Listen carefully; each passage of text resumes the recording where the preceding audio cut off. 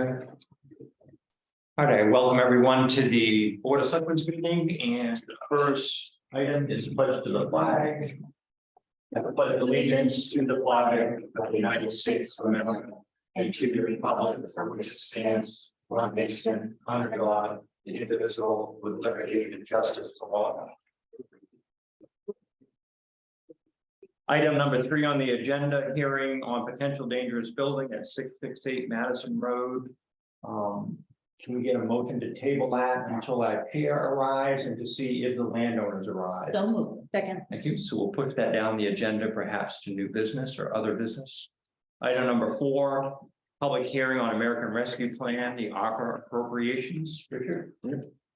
So one of the requirements in order to utilize ARPA funds set at town meeting was to hold a public hearing on proposed expenditures. We've done that in the past, and so we're doing that again. The 2 expenses I'm asking for hearing on today is a generator purchase and installation for public works and for the town office. There's the 48 kilowatt unit up to the garage. We'll run that garage full. That's already been installed. The local share is 14,420. Right now, it's been taken out of the building account up there, or the equipment, but it's going to get shifted to that if we don't pull it from ARPA. And then the town office here, the local share is 5,551 for the unit that will run this entire building. You've got the slate down below of where we've already spent that money. There's $172,000 remaining. So do we open a public hearing? Correct. Like to formally open the public hearing to review these specific expenditures for the American Rescue Plan. And does the board have anything? I like the sound of it. Public have anything on these 2 expenditures? It was the greatest thing I ever installed in my house, the generators. I can't imagine why you guys wouldn't. Here are the Jews. Have you all tried it? Okay, seeing no other public comment, I'll close this public hearing. Or make a motion. Closed. Good. All right, item number 5, I'd like to review and approve the minutes for December 7th, 2022. I'll move to approve. Second. I have a motion and a second. Any further comment? All those in favor? That's unanimous. Hi. Hey, what are we doing? Take over. Yes. I'll keep going for a minute. All right, members report. Charlotte, do you have anything? Really don't.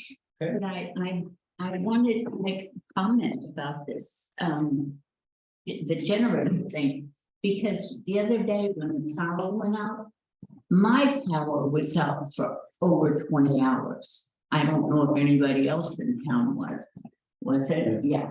Sunday at 3 a.m. we get it back. Yeah. Yeah. Half the town was out. So. And I liked it. I mean, didn't FEMA or somebody designate this as a safe place to go? Well, it's emergency operations center. Yeah. Yeah. Okay. That's it.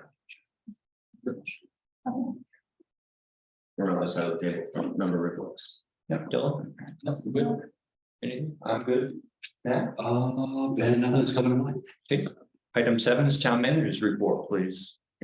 I'll pick up a couple loose ends there. One was I've heard positive feedback about baskets being distributed to seniors in the community. That started today, I think, maybe yesterday. A lot of good feedback on that. And the other thing that's come through, which I half expected to hear about member reports, but didn't, was about property maintenance ordinance and trying to get to the root of that and to why it didn't pass. And this is something that we should be reconsidering and polling the public on. So if that's something that the board is interested in, then we can talk about that in the future or do our other business. If you think that there's a palette for that. So those are 2 things of feedback that I have had. Your Spirit of America and town report dedication names. If you have any of those, please get them back to me before the end of next week. I'm going to be getting a poll up for you. You have a list of names that I already have in front of your binder, and we will add more and send that out to you so we can decide and get that going. The generator, the groundwork has already been done for that installation here. And we're waiting for tank set next Friday, and then the installation when that comes, when the actual generator itself arrives. Working on developing a new select board member handbook. I've got a good chunk of it done, and I'll send it out to you guys to see what you think. But we're inevitably going to have at least one member on the board, and I think that'll be a helpful tool to transition and on board, get an understanding. So really to fine tune that to Norridgewock, I think it would be beneficial to have, and honestly, a budget committee member or anything like that. Anybody that's interested in wanting to run, it's a helpful thing. So I'm working on that. We are going to close the office to the public on Friday. It's not a part of the contracted holiday. Staff had asked. They're putting up their own vacation time, so we're just going to close the office. It has been a ghost town in this office for the last 4 weeks. And so I'm just, they want to spend time with their family, kids are off from school, so that's what we're going to do. Nomination papers due back no later than January 5th. Waste management site plan review application was heard by the planning board back on December 8th. Boy, what a streamlined process. That went very smoothly. The planning board made it easy, the applicant made it easy, and we got that done and permitted in one night. So it was a good representation of how we can be business friendly when people come prepared. And so that was very good. Their groundbreaking on that is planned for the spring and to be open to public with the new facility in September 2023. The brief update for the status of the Grange facade grant. The last report for finances was submitted on October 15th. No invoices have been paid since then. The outside lighting is almost done, but being held up by a CMP job that needs to get done. There's siding repair that needs to get done. It's going to be related to that electrical work. There are also steps, handrails, and some second-story windows that are going to have some improvements. So that's expected to be completed Q1 of 2023. We have one property that became subject to the automatic foreclosure for unpaid sewer use charges. That's a property on Willow Street. So I'm going to generate the notice of redemption on that. Hopefully before weeks out and get that out to them. But we don't have to deal with that. Make that good for them. Sewer liens are going on tomorrow for a year past due. That's 22 accounts. Then just before the new year, we're sending out notices of automatic foreclosures for unpaid 2020 real estate taxes. There's 21 accounts still there. We received $90,000 reimbursement from the state. That was for the park and ride project. So that total was 100 and they reimbursed us the 90. So we still have the 20 grand to do the residual work in terms of the aesthetic improvements, the structure for porta potties and things like that. So that's already approved to come out of TIF, that portion. We're going to receive $500 from New Balance to support the holiday program. That's actually going to target heater systems for the elderly. Hopefully we'll be able to put out a few mini grants there. And the people actually circulating the senior baskets are on the line for me there. And then also $16.50 from New Balance to support the sewer days programming in general. So that was good. Nina Pleasance, our librarian, has tendered her resignation earlier this month, giving us as much time as we have to arrange her replacement. So it was unfortunate the circumstances in the same way that we lost our last librarian, Robin Wilson. It's just circumstances. So Robin actually was willing to sign back on with us. Her circumstances had changed. And so she's up and running as of Tuesday. So it's a good, positive, smooth transition. And folks really like her. So Is that temporary or she's here? she's here. Yep. Nice. The stroll 2 weeks ago, I guess, went very well. Well attended. It was dry this year, which was great. And a lot of positive feedback there. So to the individual businesses and organizations, thank you. It was a great evening, I think, overall. So saw a lot of faces from around the table there, and that was great. Tomorrow night into Friday, rain, windstorm, power's going to be out. You're going to see regionalized flooding. FEMA is already on board with stuff in the area, so we're going to be tracking. But be aware of that, get ahead of that. We have received resignation from one of our full-time firefighters. In working with the chief and deputy chief, we're going to offer the job internally. We think we have internal candidates that will take it. And so to skip the cost and everything of the selection process, we're going to move about it from an internal perspective, if we can. So that's looking promising. So we're going to go with that, hopefully. The chief and I will also be attending the Mercer Select Board meeting tomorrow. They need to meet him, but we're also going to offer up a chance for them to talk about the budget and what their share is going to be based on ours. We're looking at another shift in that budget upward that will impact them. And so out of just pure respect and the chief's willingness, we're going to head that way. So they have their select board meeting tomorrow. The NERPA permit for Sandy River Road Stabilization Project, that is now in place, so that allows us to move forward between July 15th and October 1st.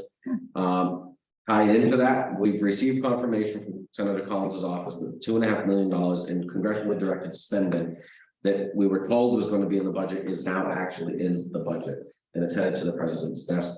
And we would expect that before the end of January, we're going to hear something from a subcommittee to formalize the announcement and whatnot, so that we can move forward. That's targeted for road projects. It's targeted for river-related road projects. Initially, it was $8 million. It started at 11, came back to 8. Yeah. The goal is to pay off Sandy River Road, Wyoming Hill Road, things like that. But it's been redirected to Sandy River Road and Father Isle Road, the bigger unexpected projects. So that'll be very helpful in those. And we'll learn more about that today. Budget road committee met earlier today to talk about their budget and projects for next year. One of the topics was, do we delay contracting projects for this next year as long as we possibly can, and hope the prices will soften, especially related to asphalt. So we're going to keep an eye on that. It is down back to this week's price was June prices, which was a far cry from what August prices were. So that's good, and we're going to keep an eye on that. The other thing that cropped up is that Burrell Hill, we hadn't intended to overlay the whole road, but it needs it. And so that's going to be an added part of the project for this next spring, is what we didn't reconstruct or build up. We're going to plan to overlay that and hope that we can get a good price on that. They have also voted to endorse requesting a legislative amendment to the engineering requirement of public works projects. It's a costly component of a lot of projects, but the number is $100,000. If we do anything over 100,000, it's supposed to be engineered, and that's 15 to 25% of the total project cost. And that number doesn't rise or fall with inflation. And so anyway, we think we might as well try it. The road committee unanimously said today, let's take it with state senator and see what we can do to make that make it a little bit more user friendly for us. So that's all good. Assessing agent is in tomorrow. Waste management closes at noon. That's the only adjustment for their holiday hours on Christmas Eve and New Year's Eve. And that's about it. Thank you. Yeah, one point. So we've gone past the public hearing. We're going to pick that up at the end of the meeting because we wanted you to be here before we started that process. Okay, so hang in. We'll be with you shortly. Yeah. All right, so we'll jump right down to discussion action on December 21st, general warrant number 24. I move that we approved general warrant number 24 in the amount of $342,749.23. Motion and a second. Any further discussion? What's the 97,000 is civilian savings bank? What's That was a part of closing costs related to Gilman Drive that I have sitting on my desk right now. is that the cost of the place? That's the purchase price, that's the legal fee, that's the registry. It's what that's what we approved at the last meeting for me to cut a check to close on the property. And then the 6,900 for express electrical constructors, what was? That is a part of the sewer panels, and they came in to put heat in those panels. It's covered under grants being reimbursed Okay. as a part of the upgrade.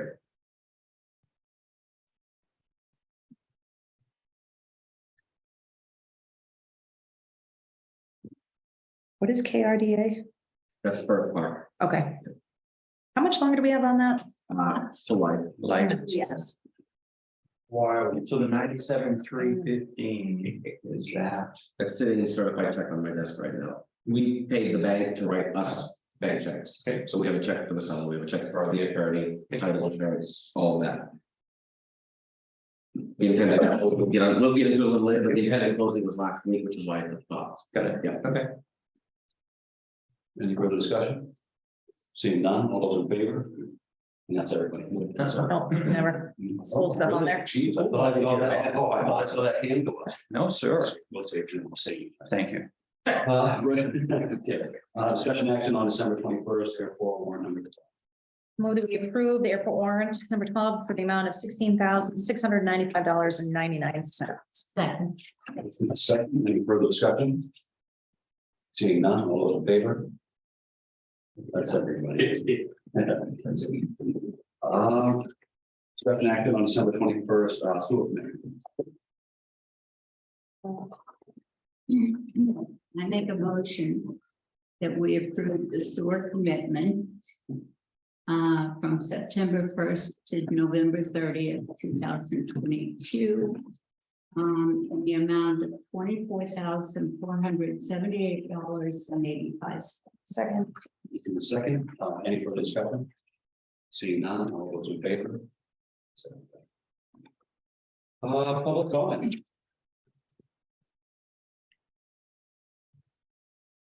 Fire away. Just wondering if we can pick up number 3 now rather than waiting till the end of the meeting to free them up. Yeah, good. I think we probably will right here.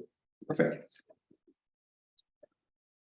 And then, yeah, so we'll jump back to number 3, and we will just let Richard open that up.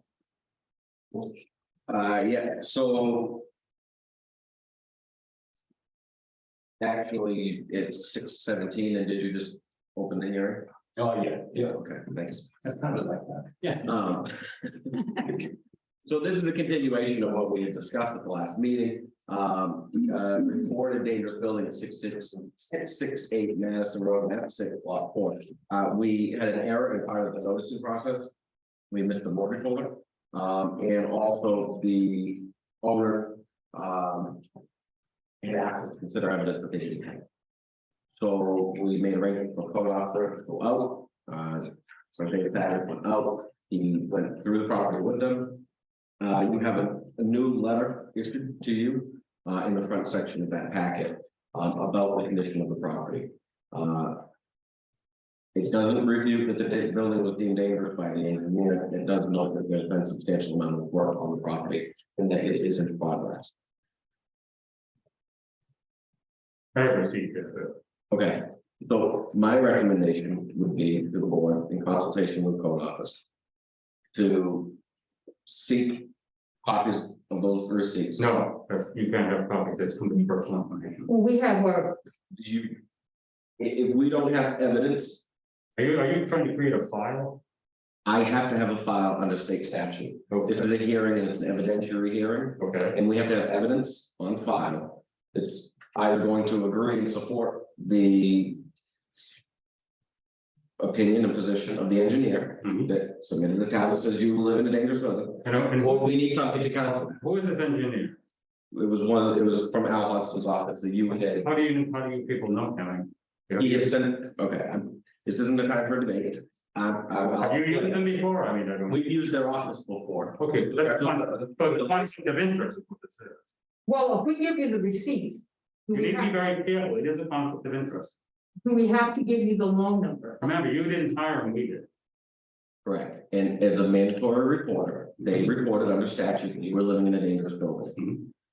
It is this board's job, not mine, this board's job to collect evidence to either support that or refute that. Okay, we can give you the receipts. So I think if we can't provide evidence, that if it's not public information that it will be sealed, that says that you have this evidence here, that you've been working to resolve the dangerous building, and that you intend to, over this period of time, continue to resolve that.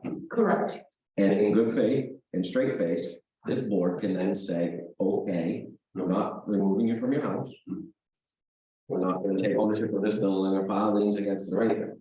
If you keep moving in the right direction, then the board understands, appreciates and respects all of that. But in order for the board to do that, there needs to be evidence entered Okay, fine. in order to do that, Let's go. okay? So if you have receipts. We have some, not all of it. Okay, no, that's fair. And so what we would also want to hear today is, what are your plans for the next 6 months in terms of remediating dangerous building? Okay, Could you talk about that? I can now. Okay. Well, when David Savage came out, there is absolutely zero evidence the chimneys that are on the roof are in danger of fall. Okay?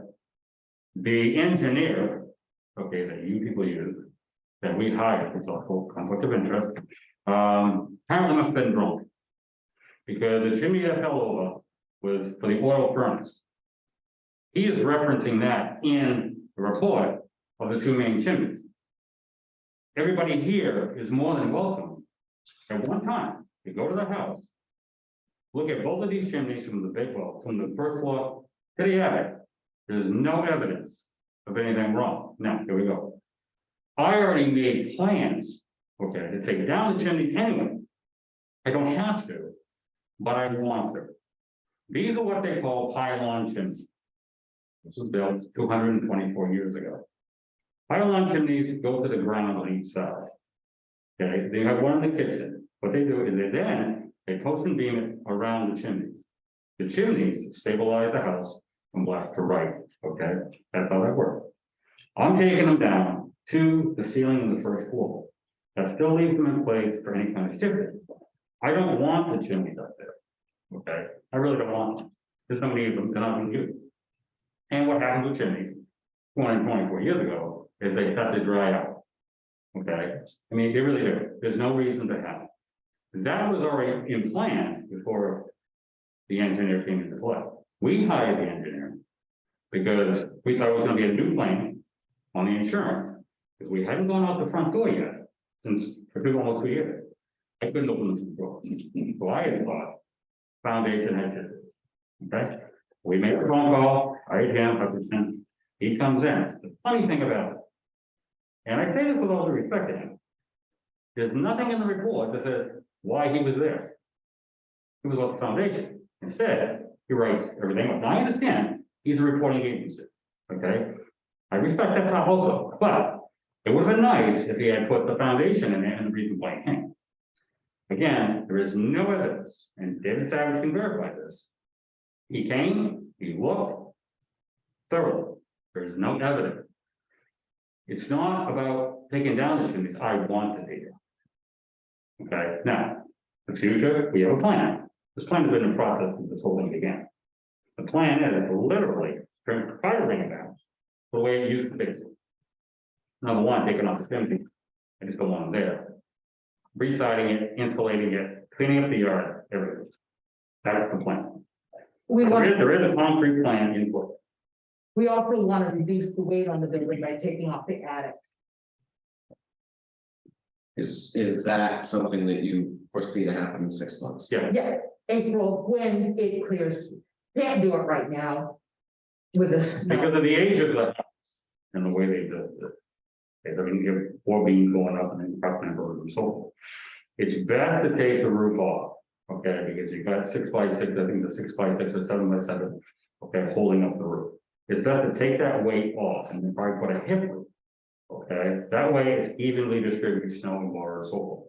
It reduces it off the actual framing itself. It's better that way, okay? It's not registered as an old house, okay, so therefore I can change it. There are good plans in place, okay? And for everybody here to know that, okay, there's nothing but good intentions here. Again, you all are welcome. Right now, the march down there, individually look at the house, you'll find no evidence that chimneys are gonna fall. Don't know why Mr. Hutchinson wrote this letter the way he wrote it. I have no idea. I'm not gonna pursue anything in that direction, but I don't know why he did it. And what he did, I understand you guys use it, but what he did, he disrupted something that shouldn't have happened, but it didn't have to happen that way. That's okay. What I mean by that is, everybody now is in panic mode. The chimneys are gonna fall. They're not going to fall. You can ask David Savage, he will verify that. This gentleman, Mr. Hutchinson, number one, didn't take any measurement. Number two, I thought he would take pictures. How come there's no pictures? Now it becomes hearsay. Okay, so this is where we all stand. I'm on the page of all of you here. I truly, truly am, okay? And we have to all understand. You can drive by all the time, you'll see changes as we go. Obviously, winter's here, but I can only do so much. The amount of money that's been spent so far, we don't have all the receipts, roughly about $52,000. I estimated, I told David, by June 15th, you will not see those chimneys on the roof. They're not gonna be there, they're gonna be stuck and come down. It's a crane thing, you gotta pull the top, that's how that works. But take them off brick by brick, I personally wouldn't recommend doing it. Okay, it's better to take it down. Just put a crane, drop the top stuff, and then take it down manually. That's how I look at it. But that's the plan. That is the plan.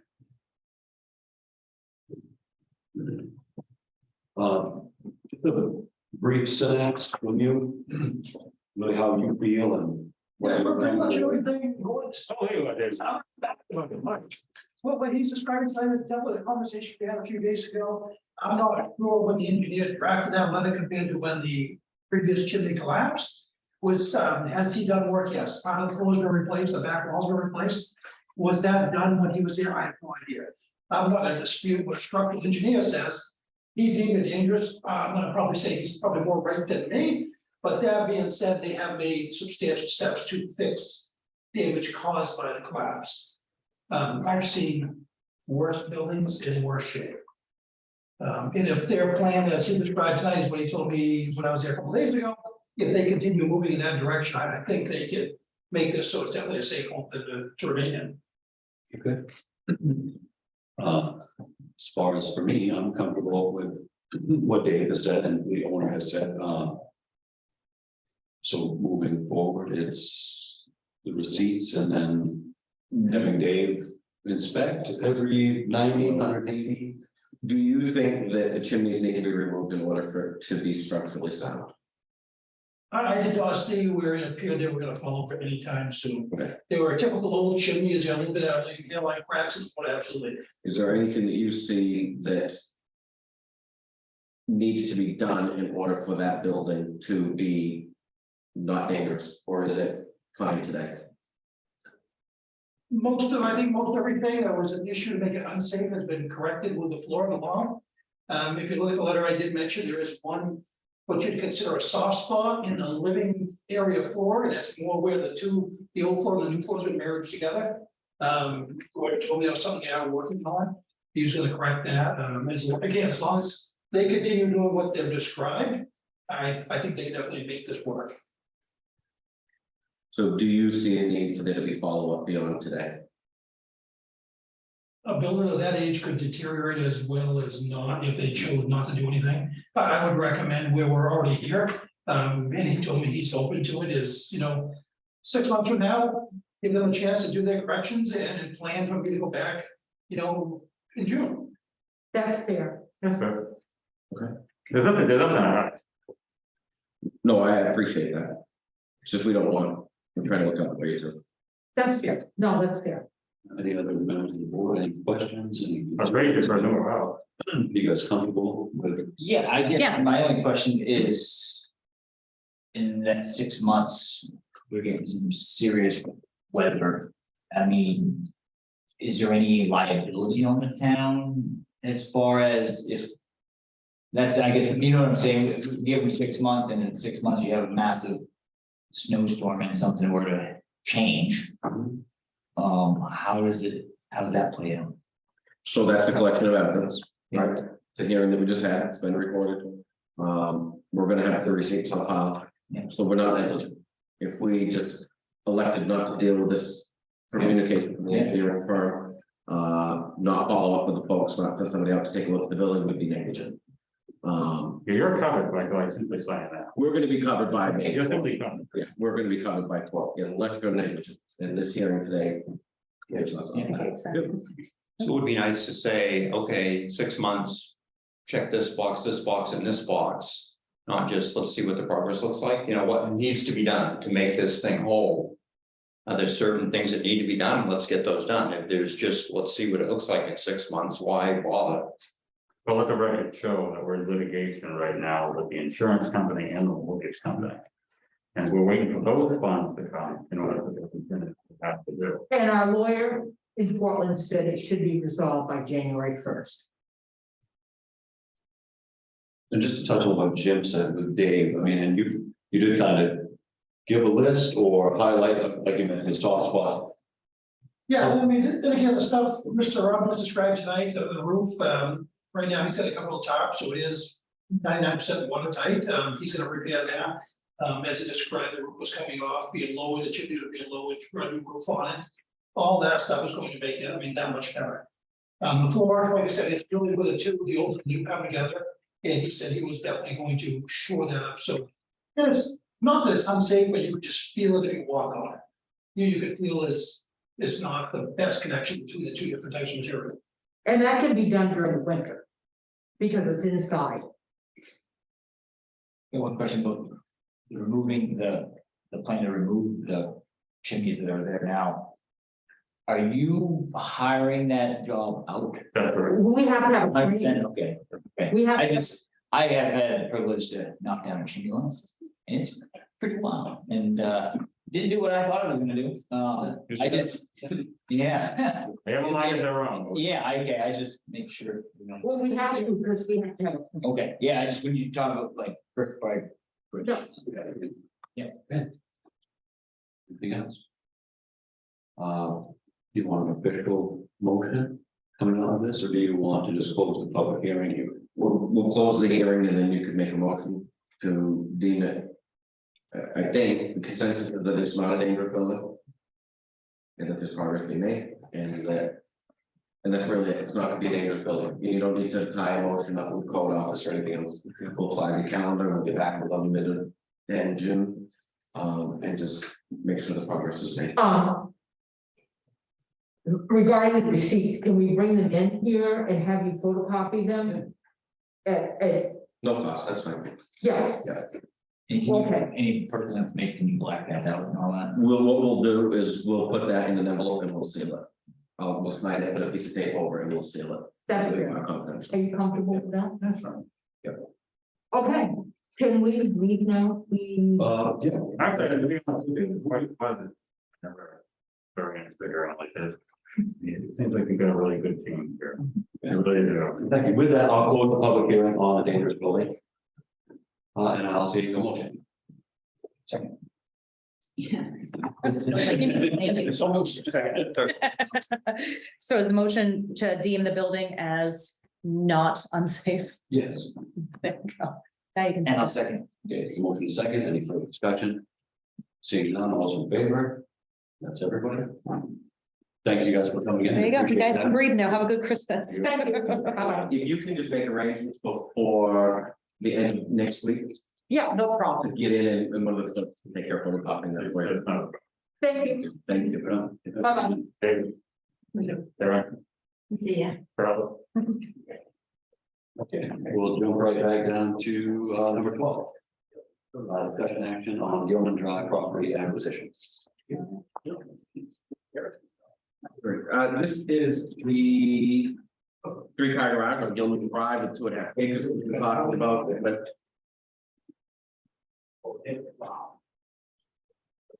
We don't have it in our folder, do we? No. Every time, okay. It's not. You done yet? Okay. It's property on Gilman Drive. It went to voters to ask if they wanted to purchase the property. It didn't have the conditions of a food pantry or anything like that. It had overwhelming support to purchase the property. And since then, we've had a few hiccups. The property was listed as being surveyed, recently surveyed.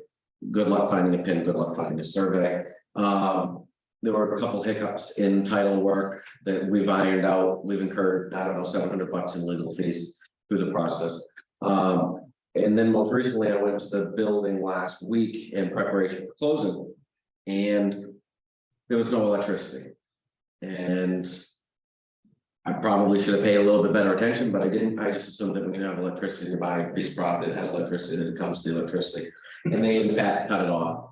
And it requires the installation of masts, the drop, meter, and it made me too uncomfortable. It's a lot of dynamics in this, the private road, private entities. Private entities along the private road, things like that. It seems as though every time we turn around, there's another hiccup. I thought it was above my pay grade, and so I bring it back to you. My instinct, I told the realtor, seller's realtor, if it were me, I would pull up.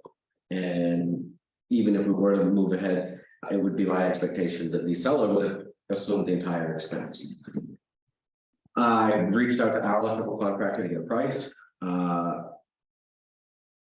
By the time I had got to the electrical contractor, the seller's agent and the seller had both talked with our electrical contractor. Seems to be a whole lot of interference.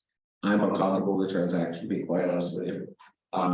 We moved in this direction because it was turnkey and now it's become anything but.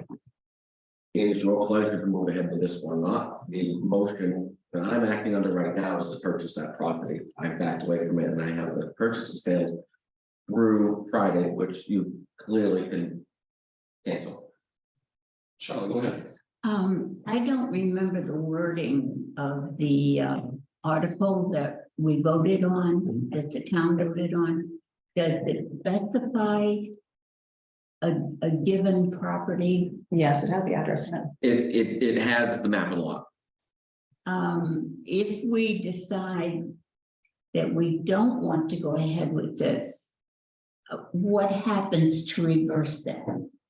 I don't believe that there's gonna be anything. Give me just 1 second. I want to pull that language up for you. Okay,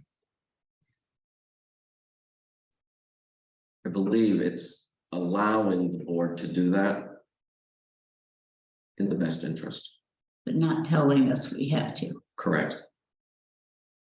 But we wouldn't be able to take those funds and purchase another building without going to another town vote. Correct. You're not allowed to buy or sell real estate. Yep. It would be a whole new Yeah. project, you know, you're right, a whole new. This start in square one. Yeah. Wouldn't it kind of be the same thing as if you go to buy a house and the septic system has failed and you had an inspection, it's on the Yeah. property owner to. Yeah, I mean, we're certainly within our wheelhouse to walk away. Right. There's, I don't, quote, there's no legal ramifications on our end to walk away at this point. I don't even have the words. Yeah, I'm just gonna not. I would say that my initial concerns with this specific property have all kind of come about. So for me, I have no issue putting the kibosh on this because I wasn't comfortable with it completely for a lot of the things. It was Right now. never the perfect. No. solution. I would think you'd have a lot of traffic issues there. If we own the building, we own the road, it would be an issue. It wasn't the perfect situation. It was something that was turnkey. It was gonna solve a problem. in the But it's short term, not that anymore. allowed you to rent. And This that feels like a money pit. So the question read to see if the town will vote to authorize the purchase. No, but you have to. It said to authorize the purchase. I think it needs a lot of way. You know, I mean, this is regard, just the not having the power alone, it's an expense. That's. I'm not even gonna speculate on what. It was a shared meeting with another property. It used to be owned by the same person and then one got sold off, the other got sold off. Right. So we just need a motion to Do something. not move forward. If that's the pleasure. Right, I mean, Yes. for myself, I said no. I will make the motion then that we move to not move forward with the purchase of Gilman Street. Move to not move. Move to not move, yeah. Yeah, there's a motion, a second, any further discussion? It's unfortunate, but, right, I think it is a smart move at this point. So, I think it's important that people know that we're still looking, it's still a need in the community, and we just need to find another location that's gonna suit us. okay, all those in favor? And that's everyone. Okay, all right, discussion action on, ARPA appropriations. So this is related to the public hearing that we had under item number 4. The first would be consideration of authorizing the expense of up to $14,420 from ARPA funds to purchase and install generator of public works. So moved. Second, On motion, a second, any further discussion? Seeing none, all those in favor? That's everybody. And the second is motion to authorize the expense of up to $55.51 to purchase and install the generator for the town office from ARPA. So moved. Oh, second. Motion, a second, any further discussion? Seeing none, all those in favor? That's everybody. That's all you got on that? Yep. Okay, right, discussion action on contingency expenses. So these are small items here, but just to clean books up before the end of the year, we had a couple overdrafts. The planning board one, we exceeded budget there, 162.30 on the whole. Large part related to legal fees, reviewing the site plan review, solar regulations. So if we could have a motion to approve the expense of 162.30 to be transferred to contingency. So moved. Second. I feel like we've got a fun little game right now. Second, any further discussion? Seeing none, all those in favor? everybody? And the next would be $9 on May municipal dues that I had unbudgeted to transfer from contingency to unclassified. So moved. Second. Motion and a second. Any further discussion? Seeing none, all those in favor? So- Okay, right, discussion action on retail marijuana opt-in petition. You have a memo in your packet. I have the petitions here. If you'd like to review them, they will be on file here at the office. We received 290 valid signatures under this petition, which exceeds the required amount of 156. Under statute, you are required to put this question before the voters.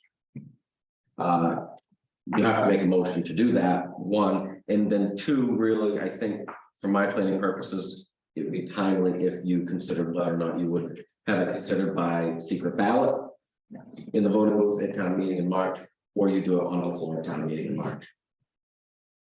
If we do this on a secret ballot, do we have to have public hearings on it? Yes.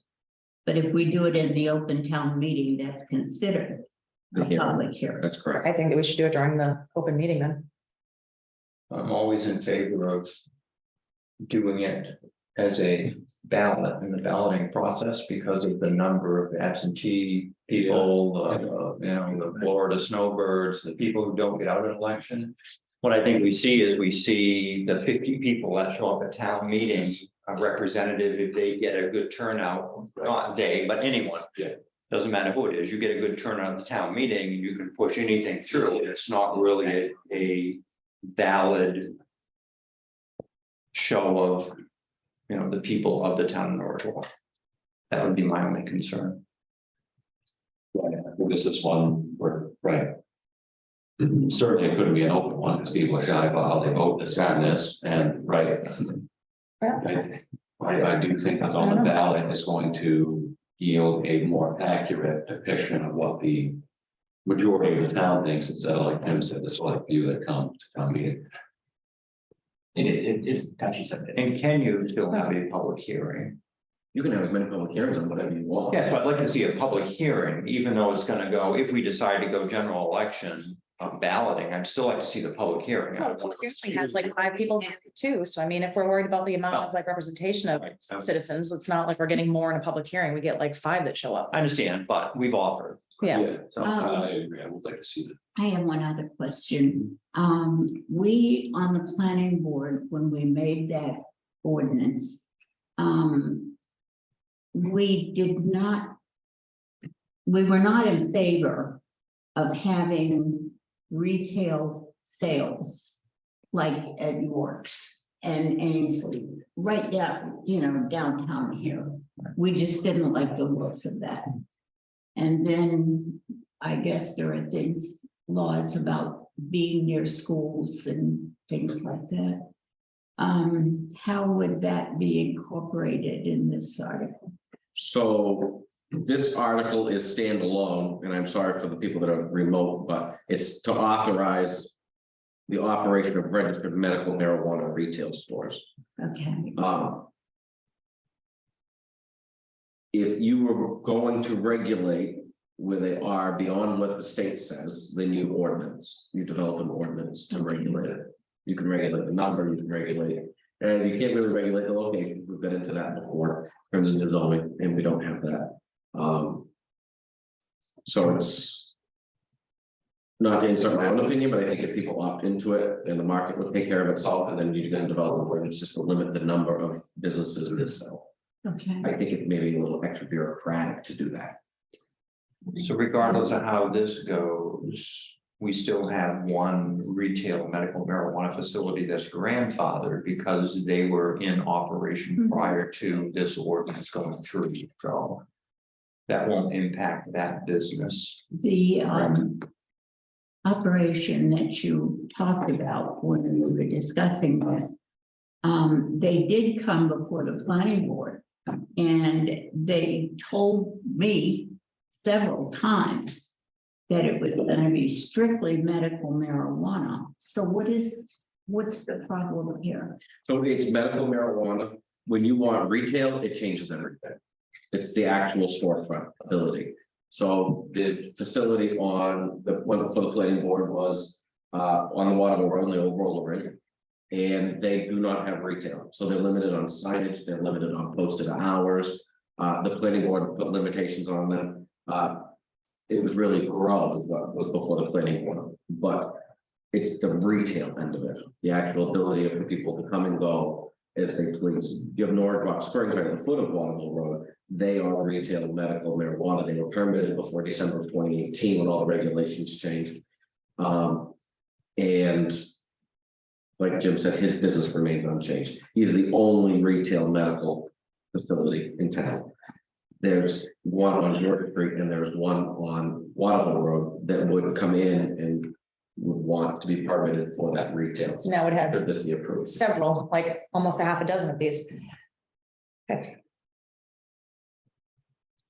So a motion, what do we? I think for me, I don't want this to go on secret ballot. I want this to be something that can be discussed and whoever shows up, if it's important to them, show up. But if not, I mean, at the end of the day, we still have that process to have it in the town meeting to get voted for things. And if you care enough to vote and show up, then you do it. Like, it's not, I mean, we have that process. If we haven't eliminated it because it's not an unfair or a, you know, not a direct representation of the voters, we have that in place. So I think that this is one of those opportunities where we should use that. And I mean, if you feel bad about voting for something like that in front of other people, then maybe this is something that maybe you should be voting for in front of other people.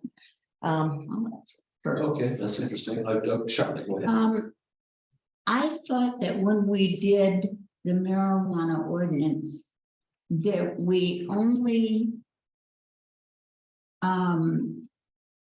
made rules that applied to recreational marijuana, because at that time, the state hadn't set up anything. The state at that time largely frowned or prohibited local regulation of medical marijuana.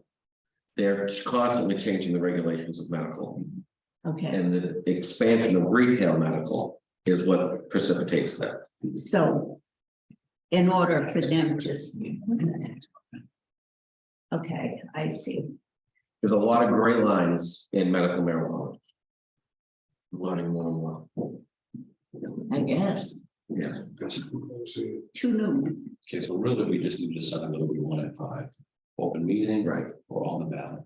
Yeah, and I think I would just reemphasize, I don't disagree with Lindsay's position on that, but the opportunity to have 700 or 800 people give their opinion via the ballot, reference 50 or 60, give their opinion to make an important decision for the community, I think is important. And a lot of people, you know, you mentioned that, you know, they wouldn't come and vote for that, but a lot of people are elderly, they don't come out at night, they don't go to town meeting, they never have, they pay the same taxes everybody else pays, they have that same decision-making opportunity. They're not gonna get up, you know, in the bandwagon and preach about it, but they're still adamant that they may or may not want that. So I would support on the ballot. I do as well, honestly. The open one is you're gonna be talking to 50 people that came here just to sign the paper.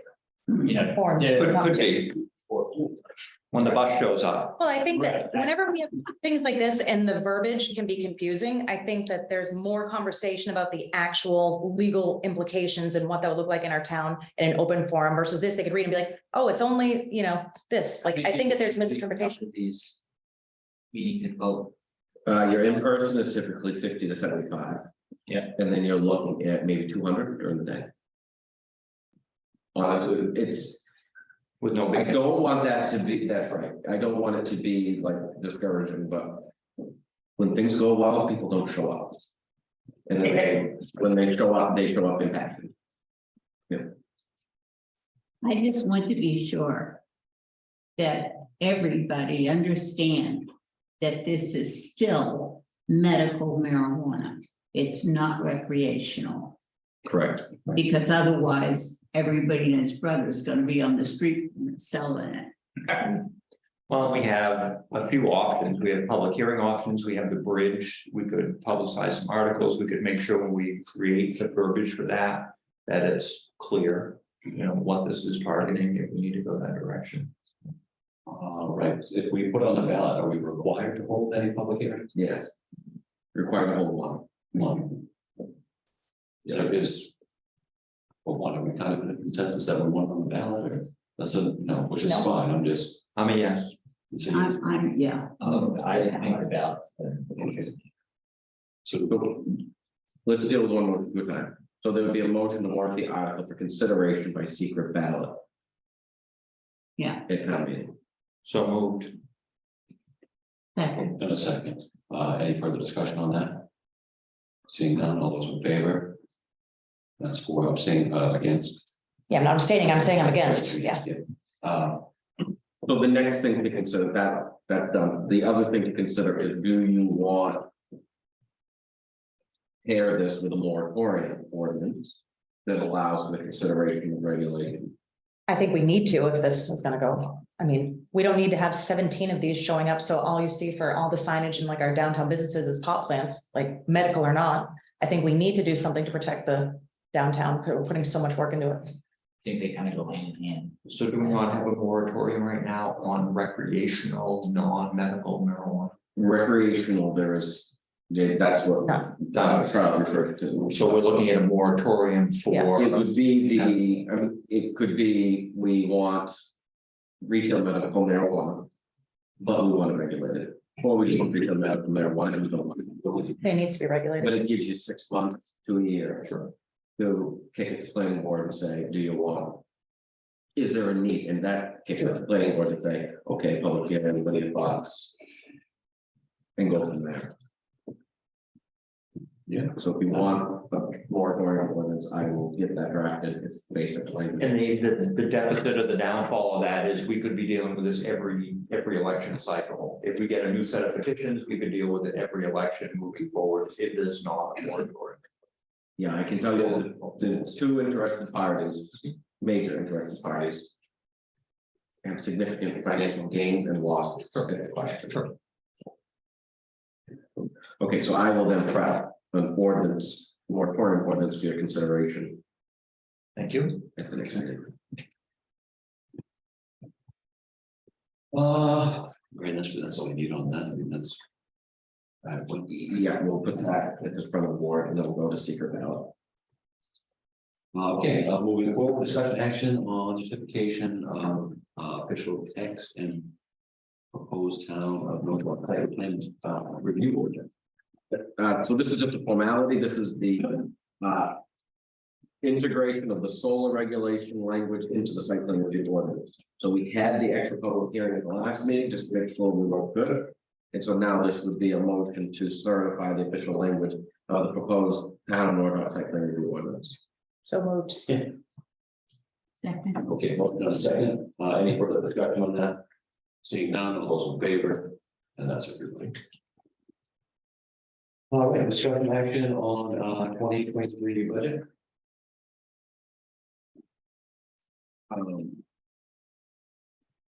Well, I like that. Maybe if there's no objection, other business. I have no issue with that. Anybody else? Any other business, Yeah, okay, yeah, we'll jump down to other business. just in case.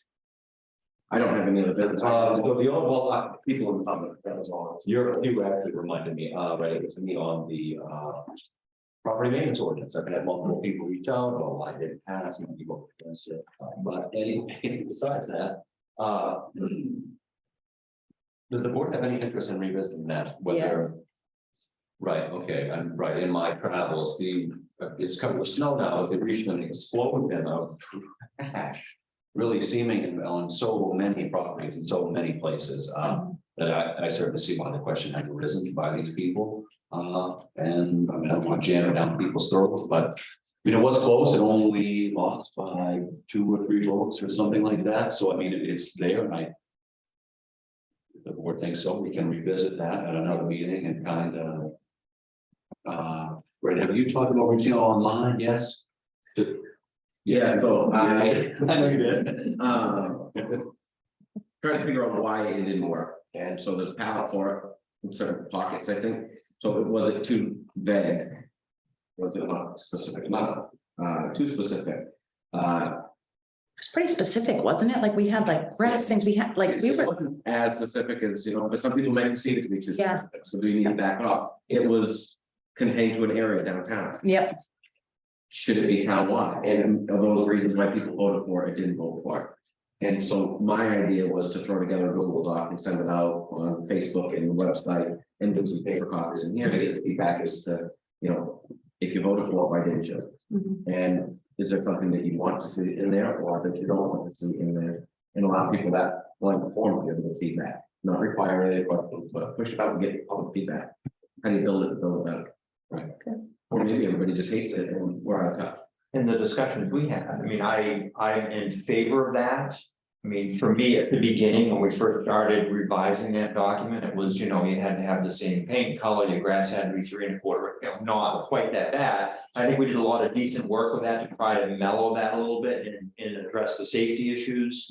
Addressing, we don't want our town to look like a dump, you know, downtown. I like the theory of doing it townwide instead of, I think that had a sour taste. You got this narrow corridor downtown that had these restrictions. But what about the rest of the town? So for me, that would be huge. If you're gonna do it, it's a town ordinance. Some of us felt that it was pointed at specific properties. Which I get that, yeah. But I Essentially, it was. I mean, Yeah. it's a downtown area. It Right, really was. still, And I agree with you. It's not right.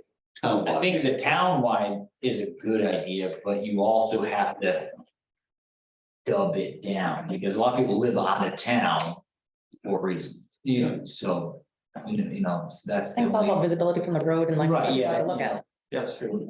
And as far as, And the other issue that came up, we had quite a conversation about it, Dylan, he wasn't here, was the cost. You know, you've got somebody that has a building that's run down, they don't have a penny to put into it. How do you deal with that? We talked about volunteer groups, we talked about facade improvement, we talked about other things.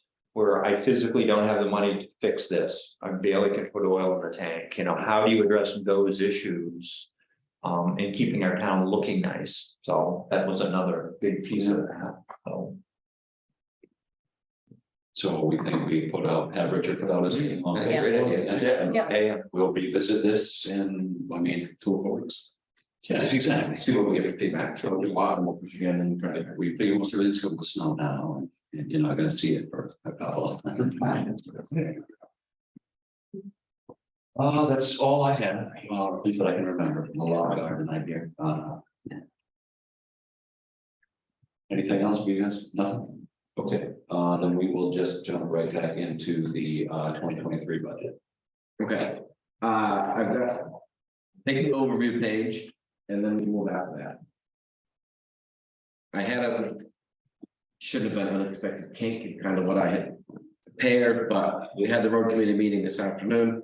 And they were here in May and June, and they told you they were gonna be asking for more money. The request from the road committee is 750,000, which is an increase from 640. 640 last year, I think it was, 660, just a second here.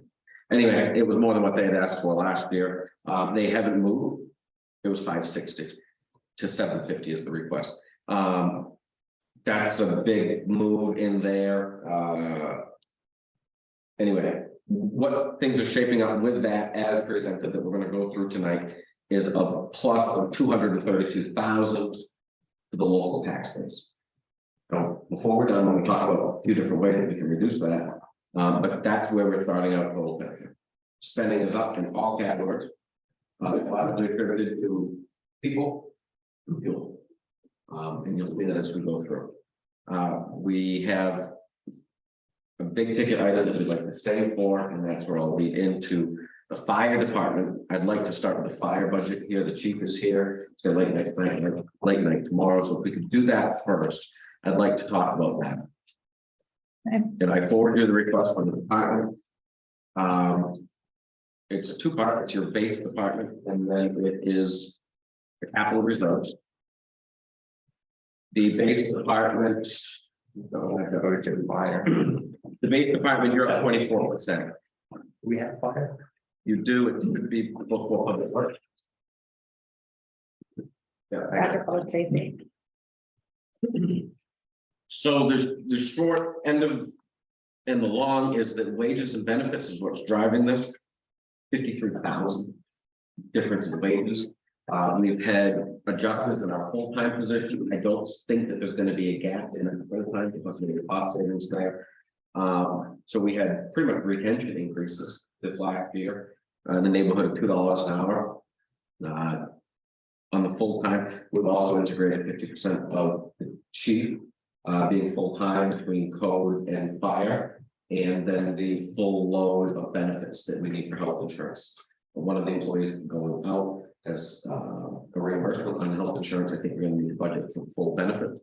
And then that half share of the chief's benefits, which we've been paying. So that's a big chunk of that. And then you go down through, everything's just about flat or down. Your heating fuel is up 11.25 and your vehicle fuel is up 1,900. So what is line 3, part-time admin? Yeah, What's the that's- big jump there? That used to be an officer coming in to doing that paperwork. Mhm. That represents the chief. And the chief's salary being integrated into here. That's the chief, that's 50% of the total package approved. I got you. Yeah. So full-time then, what's the difference between full-time wages and part-time admin? Full-time wages is not the chief? Correct. Is that the two? That's the two full timers. So, and why did that go up from 75 to 89? So that 75 is not your finalized number. That's gonna be a stale number. It's probably 3 weeks stale right now. Okay. But 80?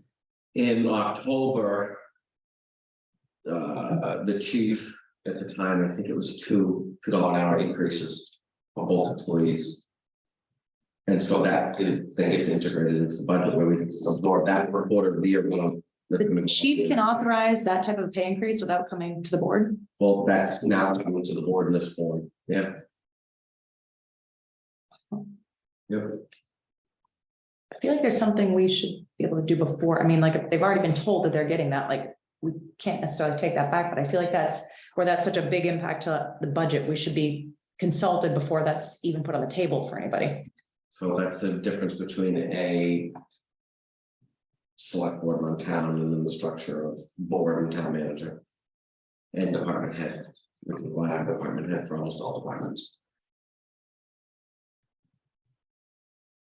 So you want president?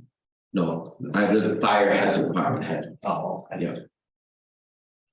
So one thing we spoke about last year, at budget time is we had a lot of part-time expenses, people coming in and cleaning, or people doing grant work, or people doing paperwork, and we hope to offset that salary part-time number by hiring a chief, by hiring 2 full-time firefighters. So is there an impact in this budget, have our 2 full-timers taking over some of those responsibilities, and with the chief there now? I hope to have seen some type of reduction in that part-time line. It may have gone up with some other services, but hopefully that little housekeeping grant paperwork thing is covered by full-time people. So your part-time admin line. Mhm. That's kicked up to 34.5, Mhm. has been up, up to 8, it dropped, it goes up. And you budget for 5 and then you always go over kind of thing. That's one of those lines where you see that, that's the chief, that the chief is absorbing that. There's not the expectation that we're gonna see a fire officer coming in and doing that day-to-day paperwork. Did the fire station get a heat pump or no? Yes. So, why is, you would think that would make the heating fuel costs go, I know that the price is up, but you would think that would bring the cost of heating fuel down. I'd expect the electric to go up, but not the heating Well, fuel. the electric's up too. I mean, No, I know it is, but Right, Do we go in January? right. So I mean, they're on contract price where honestly, it's climate, they're there all the time. mhm. Our call volume is up. How much is our call volume up? It's up quite a bit. Yeah, it's up probably 25 to 30 calls from last year. Which is 15%.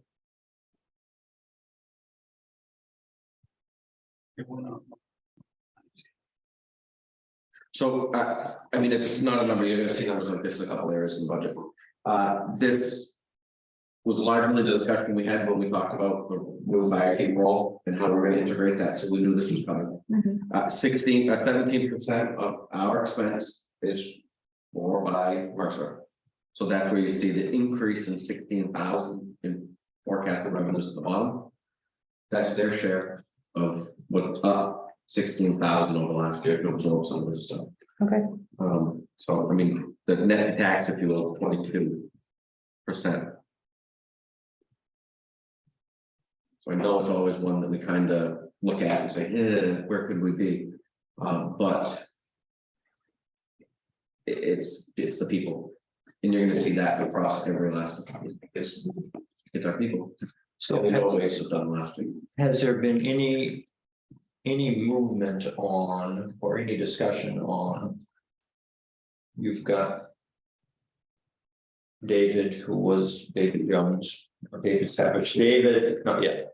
David Jones, you know, talk about the sacrifice and staying home weekends and not being able to go somewhere. You've still got people in that situation that are kind of stuck here. If the alarm goes off, to respond in some type of a stipend for them. Has there been any conversation about that?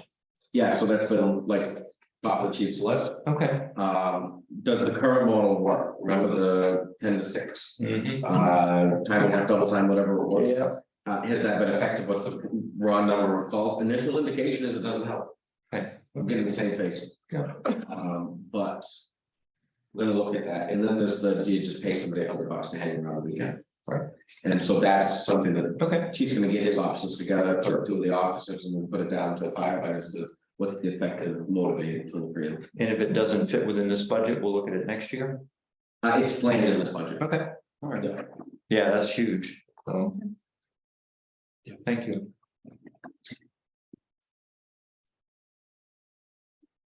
So. We're not done. All right. Chief, you wanna talk about fire truck? No, he doesn't. Yes, it does. You probably don't want to hear it, but yes. The initial plan, we have a 1996 that the long-term bill, the Fed was replaced in 2026 at around 30 years old, which is pretty standard for that type of equipment. We got talking to one of the sales reps for fire trucks and to order one today, they're 31 months out, which brings us to 2026. In that conversation, he says trending this year, it's been about 6% increase every quarter for fire trucks. Do the math, what do you do? When there's a 30-month lead time on them, we're looking at, we get fewer, some funding this year, get the truck ordered, get our trucks stabilized. I don't expect it to go up at that rate next year, but you just don't know. We looked at, rough price right now on a very similar truck to what the town purchased 4 years ago, that's up 40%. The $330,000 truck 4 years ago is $482,000. As the board or the taxpayer, we can wait and see what happens. But nothing usually comes down. And with that lead time, like I said, that puts us to about 30 years old if it showed up in 31 months. And like I said, the only benefit to it is you secure a price, but it's not going to work from this point. But is it though? The only question I would have for you is, and I've seen this in trucks, period. EJ Carrier ordered a Kenworth, or a friend of mine ordered a bunch of Kenworths.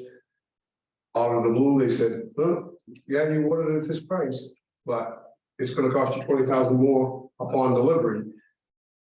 So it sounds like we can lock it in, but are they gonna guarantee that? Because I've seen it in the other world, so it's a crapshoot, and they've been doing that to everybody. And I guess, if we lock into the 482,000 and that happens, I mean, maybe it's a possibility you can back out because it'll hold up there under the contract. Like I said, if we wait, we still have that 30-month window to wait, in a year from now when we order it, and it'll most likely be 5, 10, 15% higher than it is today. I mean, it's like, what, 27 years old? In good shape, like, I mean, we have enough people hanging around, like maintenance, if it ain't broke, I mean, like, I get it that we wanted to do it at 30, but like, if it runs like a champ, starts up every time and it's safe, like, do we have to spend $500,000 on one if that one works perfectly fine? Or maybe the towns that sell 15-year-old ones, we can get a used deal. Let me ask a silly question, with the used market. My dad bought a used truck that was more than a new one. what's the resale value on something like that, that's 30 years old, that, But that's actually something we propose to the salesperson, is there is a vendor out there that sells you stuff, because in the past, the town sold it through like sealed bid. We don't have that number back, it could be anywhere from $5,000 to 50, we don't know yet. Sealed bids, usually they go for pennies on the dollar, it could sell for $2,000. Used trucks, the town never explored that, so I haven't at this point. As everyone on this board knows, I've been here 5 weeks and here we are. So if that's something, I mean, you want us to look at, we can. Just going through their websites quickly, some of the stuff that's on here used or what they consider like new trade-ins is one that's a 2020 similar truck, but it's got a different cab on it. That for some reason was sold for $695,000. right, more than, right. More than ordered one, so I don't know, it's a strange market. So what's the capital reserve for that? Because we've been looking at this, it's Right. on a list of things to buy. It is, and it's, I mean, it's. The ask is to get permission to buy a truck this year. And to allocate 100,000 to the capital reserve account. Because what we've never done in the past is bill it to Mercer. Every fire truck that we bought, the fire station, if it didn't come from direct taxation. They have not get a check. It was strategic that it gets built in. I think that we bumped it and we bumped it, and I think that honestly, the 100 a year is probably where we should be going forward at least. But that's the ask, is 100,000 in the reserve account and then work with the next. The goal is to price lock, get the contract, get on order, 31 months out is what they're going, which is crazy. But in doing that, I think that's one of the ways to reduce the tax commitment that we looked at on the first page. It's just money on paper, move it out of surplus and just put it into the reserve account. And that's your way to reduce taxation, so that it's progressive, it's over time, it won't be, you won't feel it. Okay, wow. Go ahead. My question to you is, how many vendors have you looked at? There's a few different vendors out there, There is a few, and right now, one has responded. so you don't have an accurate answer. Right now, we have talked to two, and one has responded. Okay. Because I've been involved in buying fire trucks. Mhm. And you gotta put some vendors against each other a little bit. Well, so, and like I said, we're still waiting to start one, but right now, the one that, Yeah. the temperatures in the past is the one that's responded. That is the Legion, it's out of the lowest on.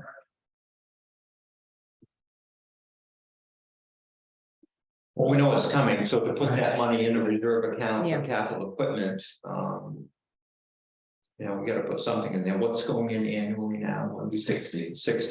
Do you want to bump that to 100 or That's the add request. 100? We've been putting 60 in for like Last year. since last year. Oh, So it's been, since we've reformalized the agreement with Mercer. That's when it bumped, I think it went from 10 or 20 to 50. so how much is it now? 200, which is in there. I think it's like 205. And just a 40 bump this year to make it 100 is what you think. Well, that's the department request. Your pleasure. The thought is that we would end up paying for it 3 years. Right, I think I would approve the money portion of it, and then of course you guys will find a truck, go through all that, and come back to the board and tell us what they're buying anyway, so they'll basically represent on the specific truck that they want. Right. So yeah, we're not allowed. Bid, negotiate, things like that, but Now, how many dealers are in, do you buy in dealers in Maine for like service or warranty, or, I mean, how does that? Massachusetts? I think it was, Yeah. it's Massachusetts. I mean, I know, I got a lot of Massachusetts. What's that? Black truck. And then we come on, Massachusetts, we have a local dealer in the service market, I think that, I think it's the lowest of it. The picture in front of Gillette Stadium. I was involved, I think it was Minuteman. Yeah. Which is an Allegiant dealer, and then so the Allegiance is, Gotcha. what's an offer. So is everybody comfortable with bumping that extra 40 and then we'll wait? and see Deal with what it there. As long as taxes don't change. Right. Yeah. And as long as we do a lot of comparative shopping, I think is where, like, yeah. They did last time, there was no animal. Oh, yeah, yeah, Todd did a great job. And that's the thing, that's why they went back to this vendor, because it was competitive bid process last time, the product worked well, standardized things. So it's kind of where your heart wants to go, but you gotta keep track of all of it. And that's not it. For sure.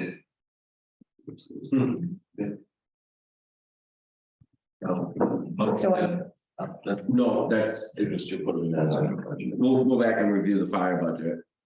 In terms of yes or no, what you want to work for the article, but do you have any other questions for the chief? Oh, Perfect. Take a big chunk out of some roads right there. Take right out of your budget. They have to get a tier 4 in, right? Thank you. That's one of them. So Mike and Dave and Pod pulled this together. Not bad for 5 weeks in. No, it's good. So, thank you. Okay. All right, and still going out of order, doesn't really need its own spreadsheet, but that is the roads budget. That's back towards the end just before your revenues. Big.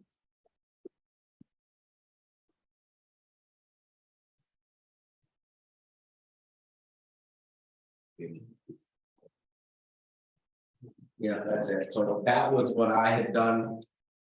In my kind of the budget, but the committee today was back that it was 3-0, asking for 750 to account for inflation, to account for rising construction costs, aside from inflation. And to try to Yeah. get ahead of the road. Well, you have 2 members of the 3 here today. You want to take the question? I think this. Anybody have any questions on that? This is pretty self-explanatory, guys. I saw what we were up against when we went to pave the Walker Road last year. And we really haven't come to you in recent years and said, we need more. We've been really staying within that money that we've always allocated. And this is the first time we've really stepped it up and said, we need a little help. And I think you could see with what we were up against last year, that if we don't start getting a little bit more proactive with what we're doing, we stand a chance of falling behind faster. So that was our thinking. If you can find a way to come up with the money, without making it heartburn on the taxpayers, we're not trying to make it, but we just need to do something. yeah, I don't see any, I see the logic in that. That doesn't make sense to me. Everything was more expensive. Yeah. Yeah. Yeah, I think everybody's on board, and as Yeah. long as we can make it happen within our numbers, I'm sure it will. I understand if you adjust it, so if you just understand, we're trying to get something. I understand if you don't overhaul, I won't kick you in the knee like I usually do. I might. Okay, well. Perfect, yeah, I think everybody's comfortable with going with the 750, till we get people into the budgets and. 600. So 750 came out today. That's today's number that they came up with. That I used to like that. Last year we were 560. We spent 620. 40 was at 600, so you're talking 750. Exactly. That's a big increase. Yeah, I guess. So it's not a 40,000 increase, it's a, Correct, no, that was. it's 150. Right. It's not really 40, it's more like 180. Yeah. 90. Okay. You get. What is it? We went from 560, is that what it was? 560 last year. 560 last year, So next year, the plan is to finish off Earl Hill. Fix whatever doesn't make it through winter and then cover that up. And then we've also got. You say we're gonna paint it? Yeah. So he also did, but in that, he also reminded you that in the opening statement on that, it's gonna be more than what we anticipated, just because it's gonna be overlay, it's gonna go the whole distance. We overlay, not just the hill, it's gonna go all over the town line. So we initially budgeted that at like 330. I think by the time you factor in overlay and shoulder gravel, you're looking at a $500,000 to finish by that. Then we've got Sandy River Road and Flat Rock Road. Don't forget to close the lane up on Flat Rock. But there's some governance. There is not coming in, but we talked about that earlier, and that's the one spot. There are places that you can use that. Pretty much even anywhere, let's be honest. But it's gonna eat up the money really quick. And they also want to build a reserve. We have that reserve and it holds, and some years you spend 200, this year we spent 600 to pay the walk road, we did Burl Hill as well. But even if you don't go the full 750 like Mike said, it creates some more stability and flexibility by building the reserve.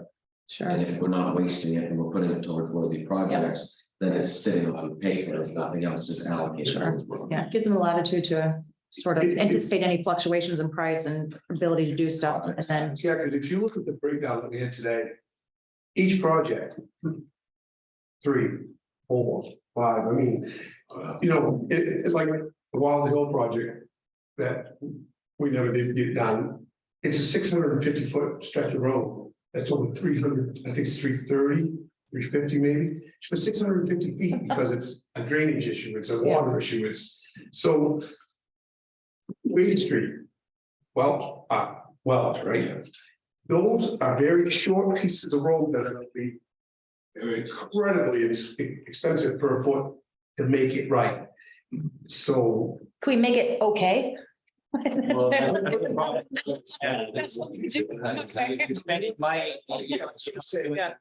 Then you get Yeah. caught into that whole thing about. Spending good money after bad, and so you have to be careful with that. If you're gonna spend the money. Try to do it in a way that you will not have to readdress this problem for many years. And that's our goal, but we just haven't had enough money to make it go. And that was the biggest complaint with some of the things, what happened with the road committee is that we start projects, but don't finish them. And we talked about that today because we never have the money. You go at this with best intention, say, we're gonna do this, we'll come back, we'll overlay it. But things are so expensive, and hot top seems to be a really big expense, so when you really say you're gonna do it, if you try to rebuild anything over here in hot top, impossible. So you end up putting money into this project, starting it, go a long time, like the walk road, and you don't finish what you intended to when you started. And that's where we're struggling with now, so that's why we're asking for some extra money to hopefully not have that problem forever. So this is my concern, and I do not disagree with you. Yeah, Thank you for the work you're doing. Use the Walker Road as an example. Mhm. We built that to pave it. I was in favor, let's pave it. We plan on paving it, let's get it done. And the reason for that was we were spending 20 grand a year for shim and fill and we spent $370,000 to pave it. So if you're spending 20 grand a year on that stretch of road to make it a nice dirt road. You know, do the math, 360,000 to pave it, that's 20, 30 years of service on that road to keep a good dirt road. Yes. Hold on just a second. So we boost your budget, not our budget, we boost this budget to $750 a year.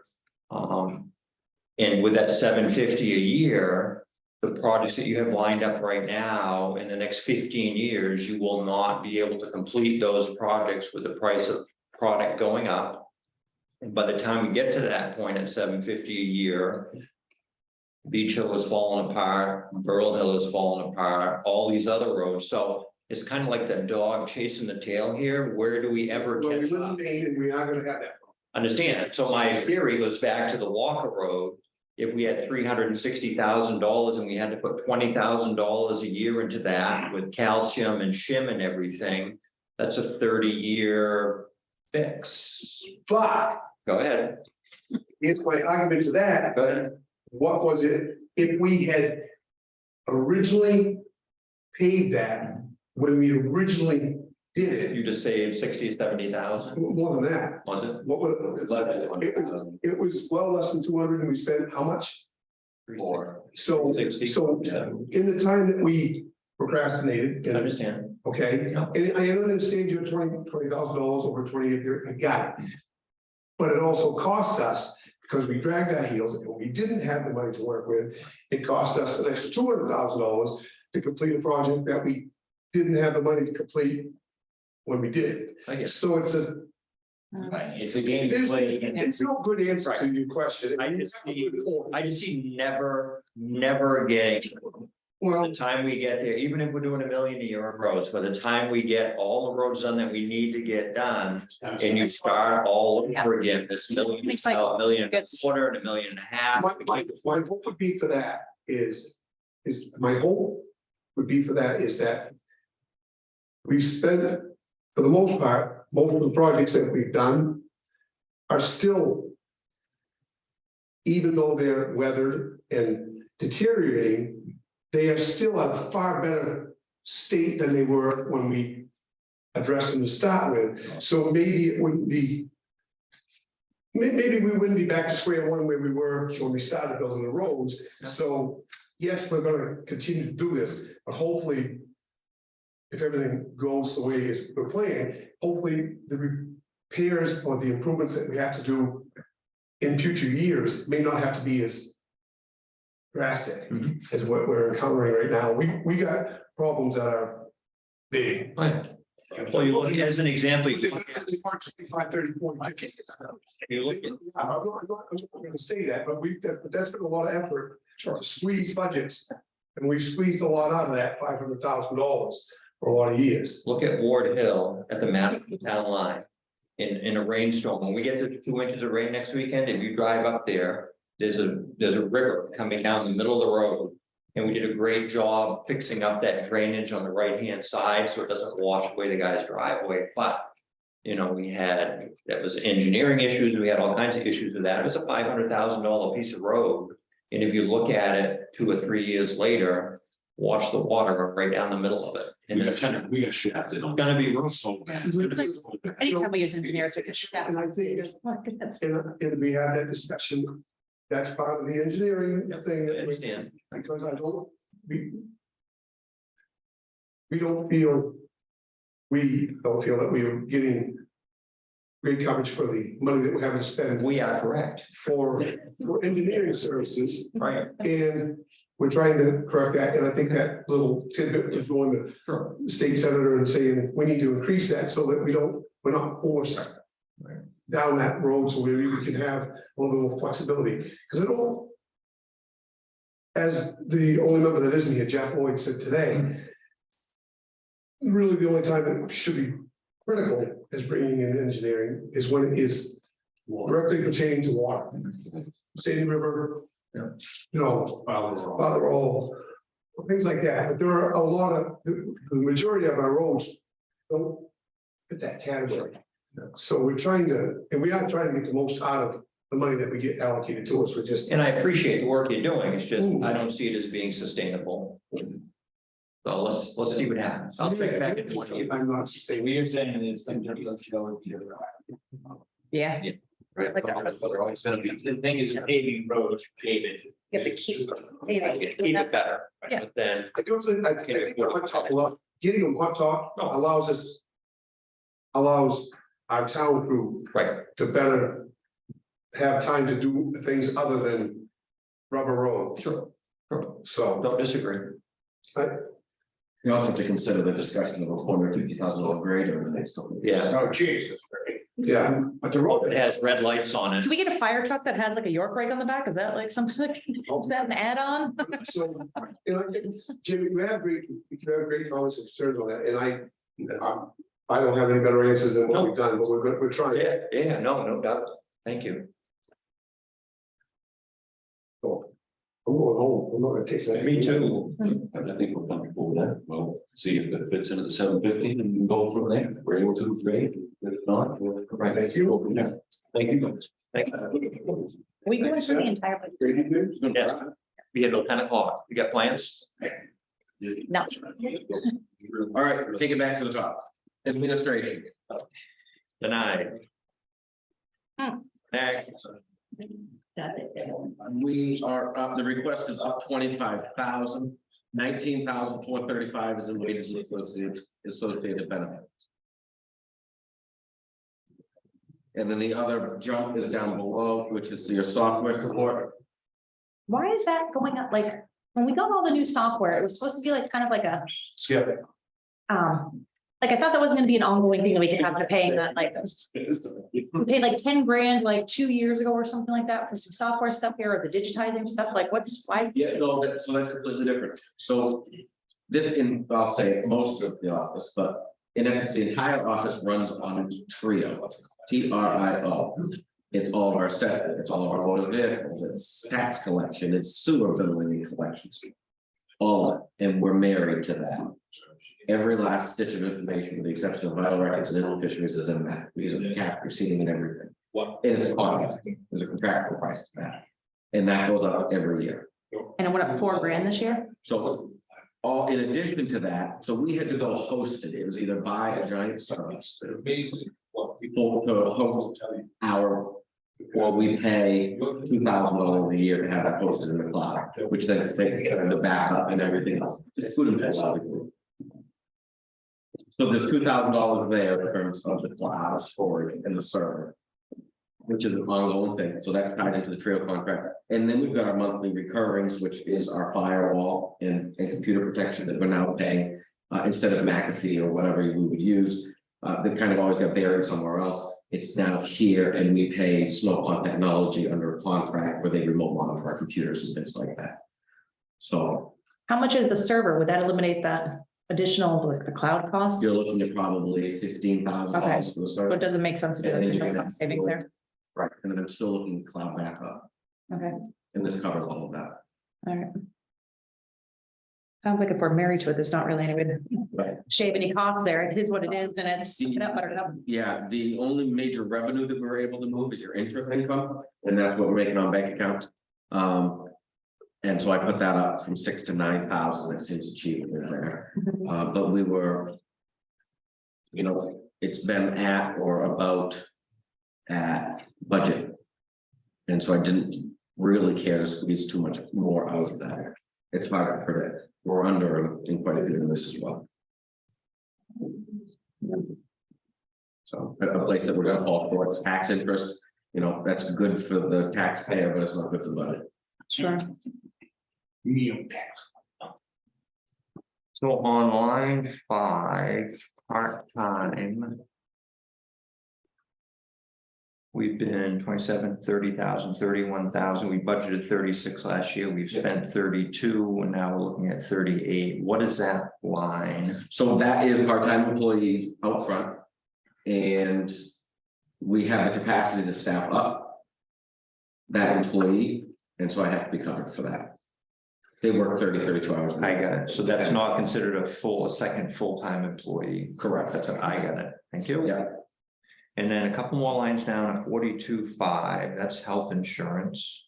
Yeah. So that's been running 33, 34. We budgeted for 39, we spent 35. Now we're back to 42.5. Is that a contingency just in case? Correct, right, so I've got 2 employees that get in lieu of payments. Yep. And so I always have to be prepared in budget to be able to absorb that. Okay. Okay, Cleaning services right above software. Yeah. That's bounced in the last 2 or 3 years. That's bounced all over. This year we spent 38.50. We're asking for 5,000. So I still had some pending, so it was gonna go over 4,000. Okay. I could pay my probably November and December bill, couldn't swear to that right offhand, but it's not gonna be the 6,000. So I know at one point, I don't know if this was ARPA money, but we had double cleanings, we had people disinfecting and sanitizing, and that pushed that number up quite a bit. Do we see that falling off, or are we still at that level for sanitation? That falling off, they're here once a week. Okay. Yeah. So that $5,000 line, and the only reason, I mean, these are pennies, but. You know, you look at other towns that don't have the revenue sources, if their budget goes up $250,000, either the people pay that in taxation or it gets cut from another department. There isn't that flexibility. We're very fortunate to have those income streams coming in. Someday those may disappear. And we're gonna have budgeted ourselves right into the next century, and something's gonna go. So just cautiously moving forward with this, we've been very fortunate to be able to say, sure, let's spend it, and we've got it. But we're not always gonna be in that situation, so I want to be as conservative as possible with some of these items. Yeah, Planning for that future catastrophe that may never happen, but and I get that, and it's a conversation that I had with Matt last week. This isn't a great year with employees and everything else. We've had to negotiate labor. We've gone out of contract twice.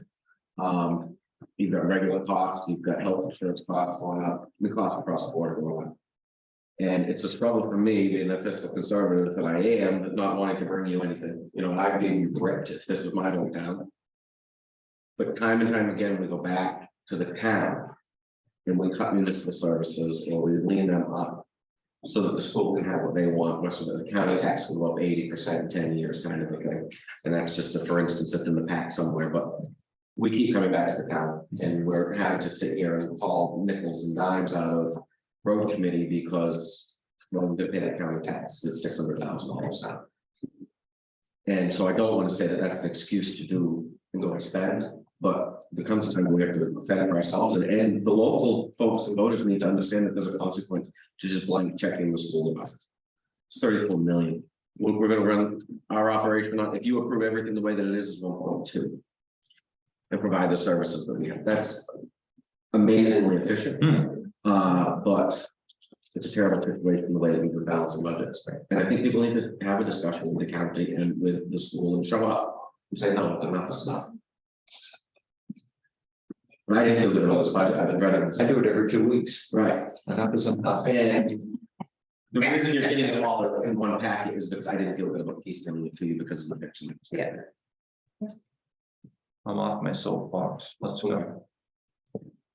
Elected officials, that's your next page, that's flat. I didn't change any salaries. I put out in the ballot, but as they were down through. Any questions?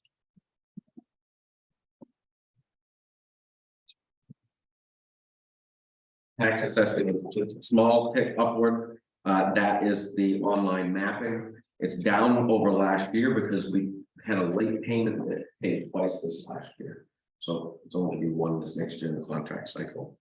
But overall, it's in your Act 2022 actual didn't have all expenses, but still had a one payment we made today. So the agent services will be closer to that 19,000. That's correct. Yeah. We pay her monthly. Public safety. Public safety, we aren't seeing an increase really in this one. I bumped up animal control just a little bit. That's cost of people. And the fire hydrant rental, we just cut that second check tonight for the actual. We're expecting a rate case from the water district next year. So that would impact your 23-24 budget. 2024 budget. Reflecting that, and I don't think it's going to be very good, but it is what it is. Yeah, no. There's a letter. It's all in that. Okay. We've already talked about the fire department. Public works. This is another tough one.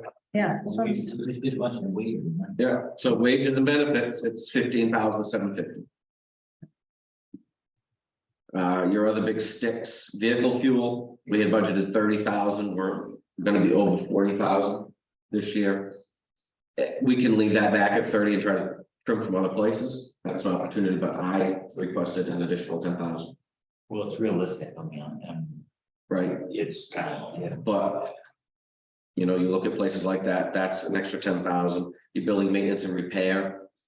That we've plussed up 2,000. is that just because cost materials or any specific projects that are in? Well, it's just, There are projects all over, I mean, the doors, the Okay. roll-up doors would eat up all of that.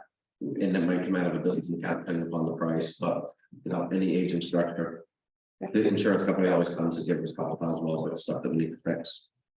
Your winter roads. I bumped to 90,000.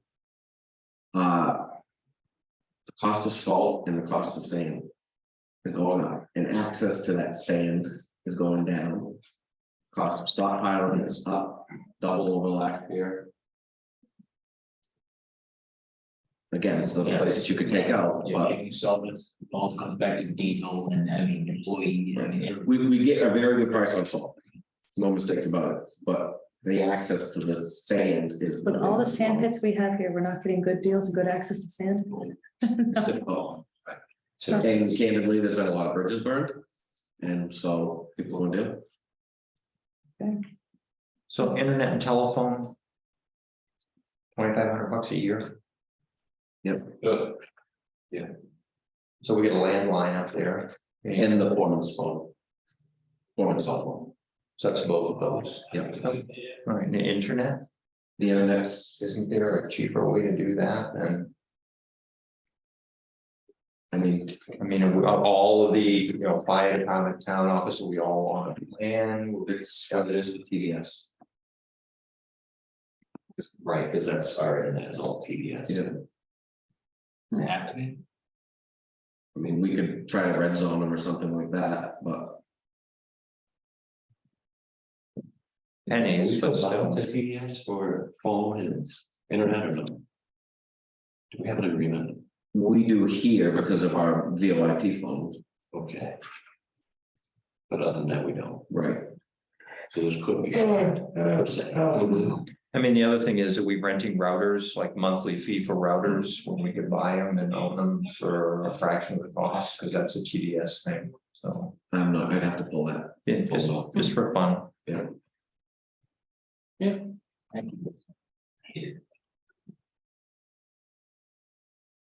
And striping, we don't have the ability to just.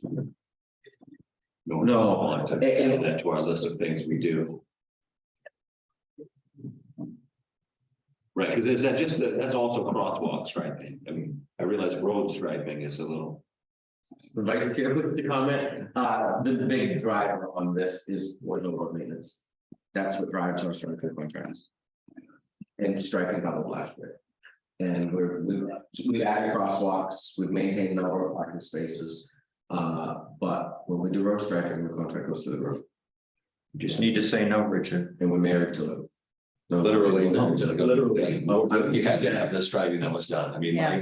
dangerous. Oh, it is. I mean, you know, right, Yeah. God, even if it's only the white line of like. Yes. striping pretty near double last year, and it was cost of materials, well, not labor, it was. paint.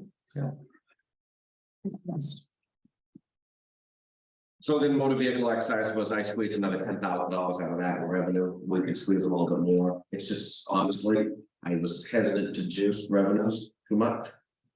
For what's resident based, because the back half of 23 didn't look right.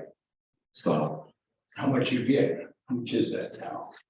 when I had looked last, Chuck, we had $712,000 in. And it's been dead lately, so we won't get much more than that. How does the town garage? Pardon? It runs the town garage. Yeah. Yeah, I mean, once you take that and offset, you're about, I mean, we usually, it covers the entire cost of the town garage, but for budgetary reasons, it's usually about break even, and I'm putting 30,000 on it. For expense.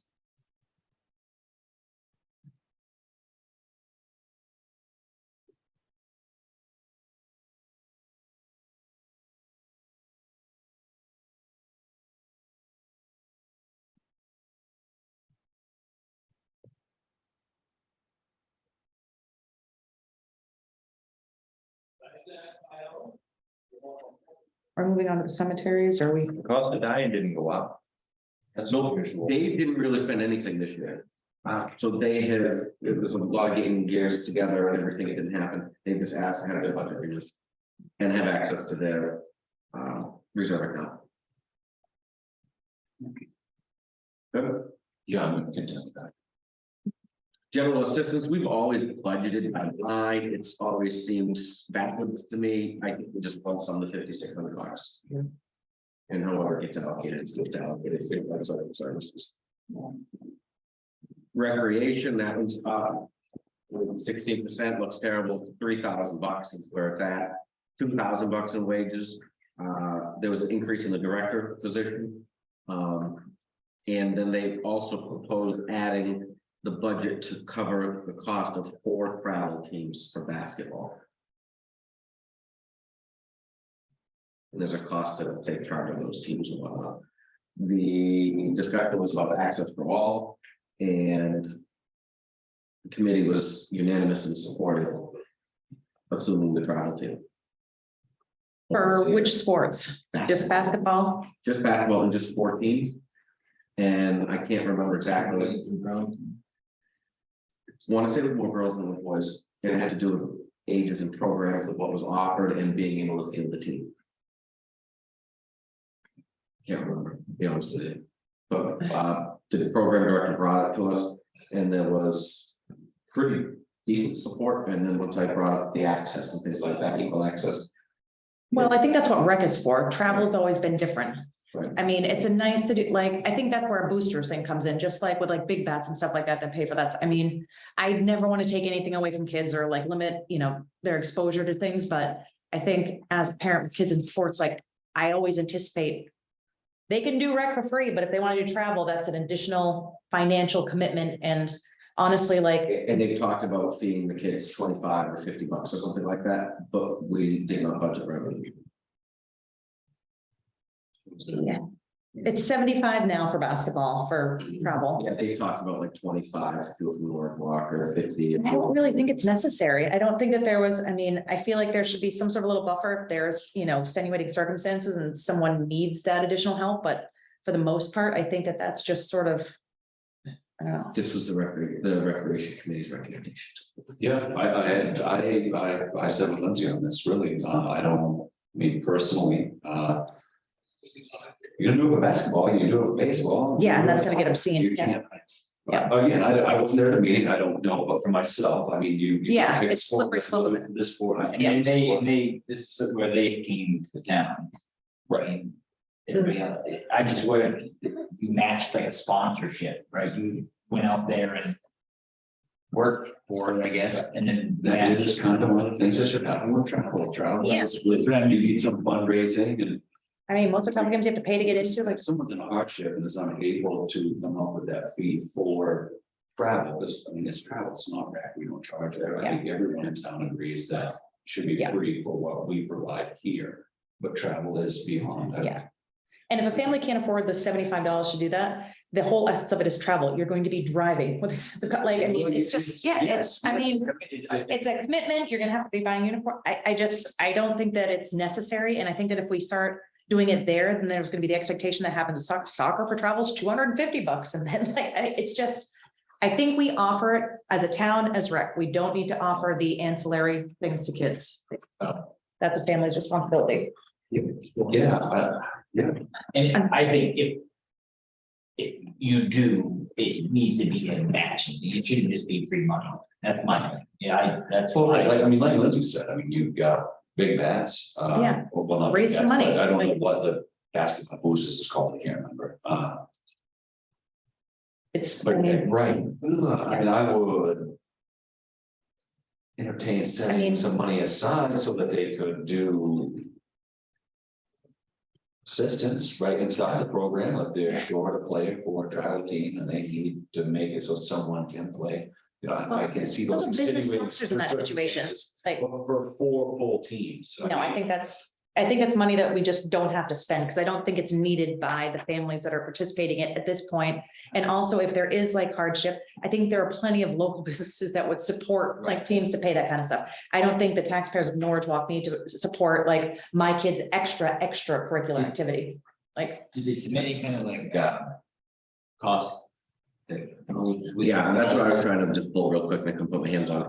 There was, I want to say it was like $100 a team. And then there was the estimated, then it was refs. And each of the teams was gonna get 4 games locally. And so they cover the cost of those 4 games. I mean, the $75 for a travel team just isn't like, honestly, it's the cheapest one that my kids. It's, most of them are like 2.5, 3 times. That's just like, They would still charge for kids to play. It then gives the travel team, I think, the benefit of being captured under insurance umbrella that maybe they don't have. And maybe gym space that maybe they're not privy to. Right? Because why can't private we- groups just can't log in to use the gymnasium. The town can. Yeah. Why the town has a pickleball program. Right now, I agree with that. Okay, I get it. Yes, I get it. so how do we do that without having to pay the fee for the, like, give each kid who signs up a $5 off, and that's what does that make it a Norridgewock thing? I want them to have the gym time, like, I understand what we're doing. Yes. It's meant to be a very even venture. Then I would entertain putting it through as that with what they requested and see how that works for this season. Well, the season's already done. Oh, for next year, yeah. Right, yeah. is it right? Because because it's that piece right there. There's really. gotta be a way to make it Norridgewock without the taxpayers absorbing that cost, though. How do we do that? It's gonna be a walk. Right, we We should should, have it in. We're gonna go out and we'll come in, but we didn't forecast revenues, because it's not up to the regulator to forecast revenues. It's gonna be up to you Okay. to determine what the fees are gonna be to right, charge. so if they take in $2,000 from their 4 teams, that they've offset their costs. You know, so. Okay, Like Richard said, we didn't have any revenues planned in this, so there's nothing to offset that 2,000. I mean, we're saying that So- we want them to charge for it, and it sounds like they are planning to charge for it, okay, but we won't know what they make off that until we said you're looking at okay, budgets for next year. all right. But I'm on the same page with you about not sponsoring travel, Yeah. but I get the piece of needing to tie it all together to give them access to facilities and insurance. Yeah. So, I would, I'm fine with that as is, and Okay. we'll see where it falls for next season. Yeah. Thank you for the explanation, I'm sorry. Sorry. Parks. This is gonna need an upward adjustment from what you have in front of you, and that's gonna be an additional. I would recommend an additional $2,000 into this, which is gonna put up $4,400. Things are relatively unchanged. Your big change is in equipment rental, which are porta potties. And so that would double the cleaning frequency of the porta potties to the sewer park. The reason I say an additional $2,000, and actually it's $2,800 that I would recommend to you is actually with the park and the having porta potties, 2 porta potties down there. Okay, all right. as well. And maybe we can negotiate the rate. But it's a tough market. The porta potties, oddly enough, but they're in high demand. So I would recommend adding an additional $2,800 to the equipment rental line to cover those 2 down actually as well. Okay, The scroll is after last week. I had drafted as 1 like it was this year. That amount spent is not accurate. I think that's a new Sula spend number. Actually reversed. The holiday scroll does not generate revenue for the town when they do Sula stuff with the sponsorships and everything. But I think it's still a very effective tool, and it's one to get people downtown on the street. And so after last year's, everybody said, oh, we should be funding some of that. And so when I saw the expenses this year, what we were doing and how it came out, and kind of the role that we played in funding that, I thought it was appropriate that we would increase that to 2,000. That's about what we spent this year. We're gonna end up covering the overage for the Sula Days proceeds. okay.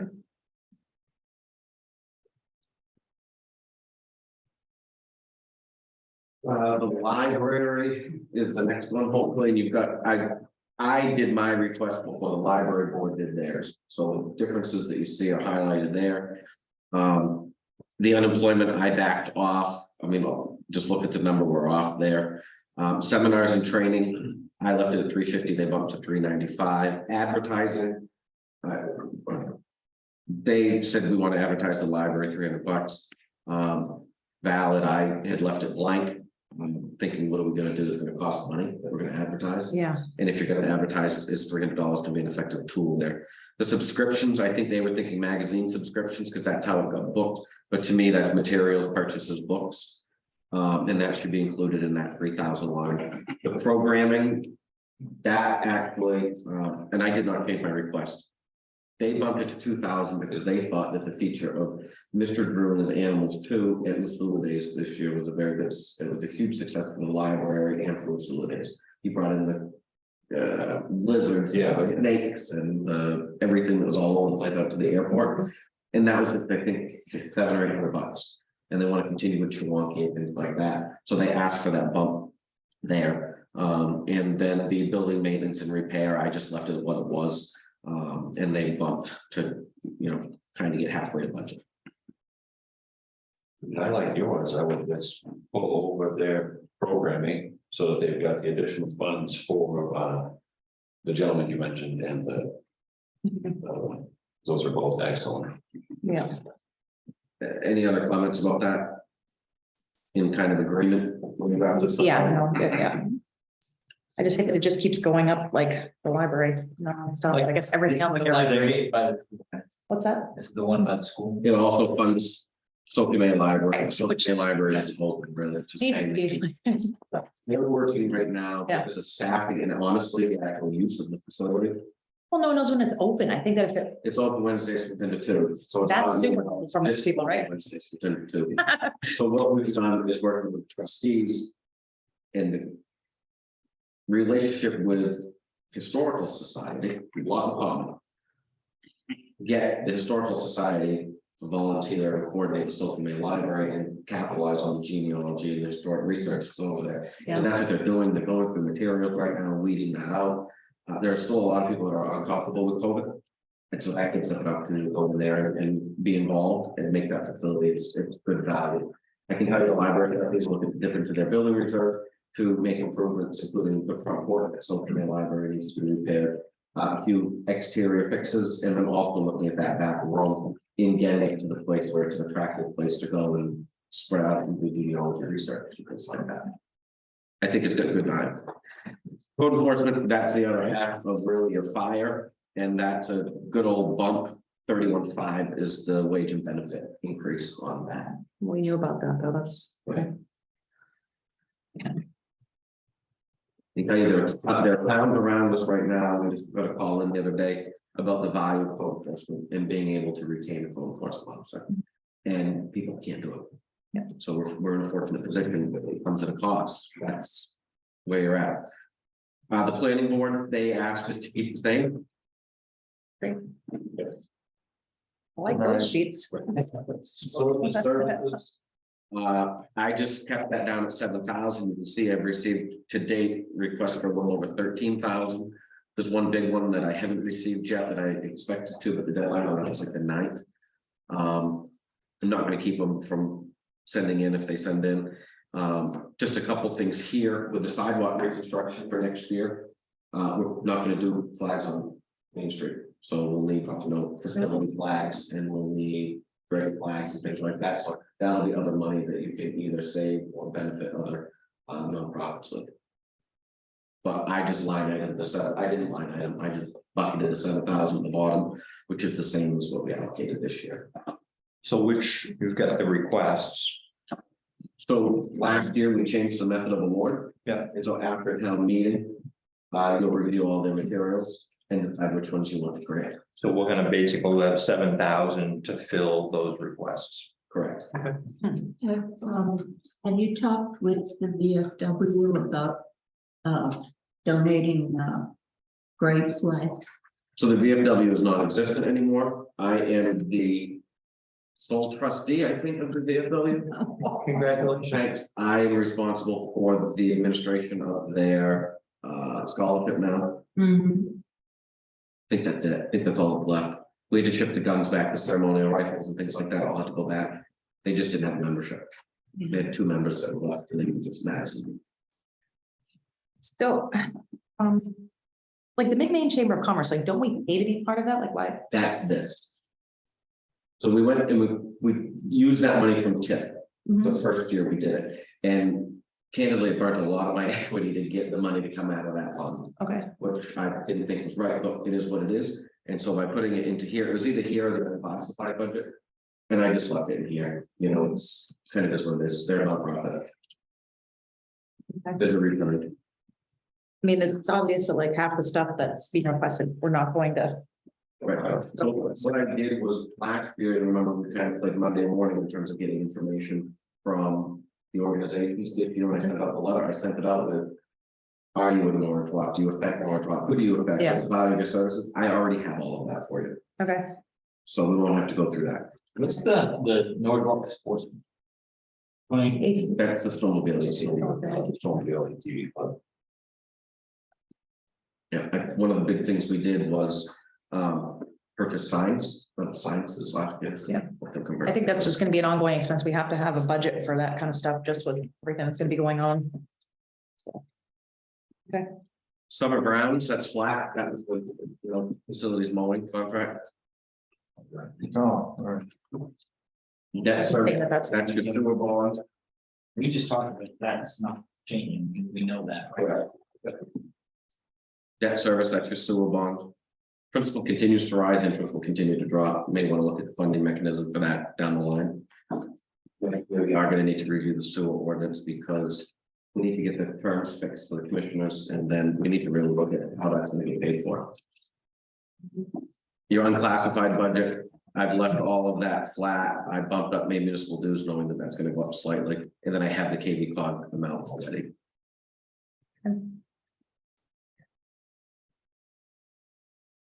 Capital reserves, those are all unchanged over the last year with the exception of the fire equipment account. And again, like I mentioned earlier, I think you can cover off on that and maybe even more through the use of the undesignated surplus account. Okay. That's money on paper, really. And so to just take it and designate it to these, I think is an easy, logical offset. To help soften some of the increases in the page one.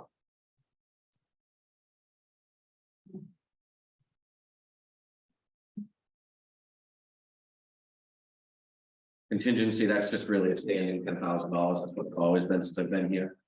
Honestly, if it gets worse than that, one of the bigger problems now. Your roads and then your revenues.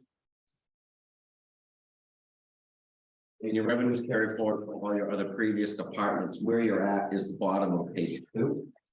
Really what's going to be of interest to you. Starting with post community fees. And year to date so far, it's been 830,000 in receipts. Last year we budgeted to use 650. In the 23 cycle, I'm recommending 775, an increase of 125. But still less than what we take in. I expect another 50 grand this month. Get $1,000 extra in first part revenue. Then you get down to state of Maine revenue share, which is what you don't see on the front sheet. And revenue sharing and forecasting on a budgetary to increase 50,000. You get free growth up 2,000. Betty is down. I think that largely has to do with that's your business equipment tax program, where they get exempted. It may actually go up because I believe that's a program that solar is going to get classified under. However, Waste Management doesn't participate in that program because it's against the contract. So that's why that revenue is down there. That's why it's budgeted down to $7,500. And then your homestead reimbursement, we're still expecting that to be where it's at. And so take a little bit, $15,000 more in that to put against expense. And those state of Maine revenues you do not see on in total. And then your back sheet, just to give you a little bit of perspective, and we've got this back to maybe 2004. We can see what we have out in terms of, education and county tax and things like that. But you don't want to use that as the reason to spend, but it's like, good God, $300,000 in less than 10 years for education. County tax was $405 in 2012, and it's up $120,000 since. So How much is their county debt? I forgot to expand it up. I think it's $560,000 this year. One of those things are there. It's crazy. Yeah.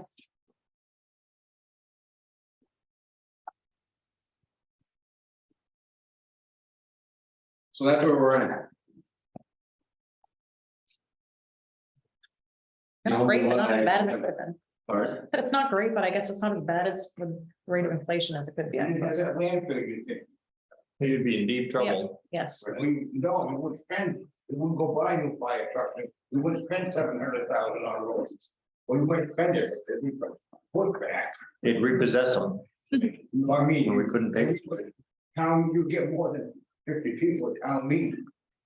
Yeah, I think so. How's Mercer taking that big increase in the fire? In the fire It'll be interesting to see how well received Yeah. it is. I mean, it's gotta hurt. I mean, they don't have any. No, no.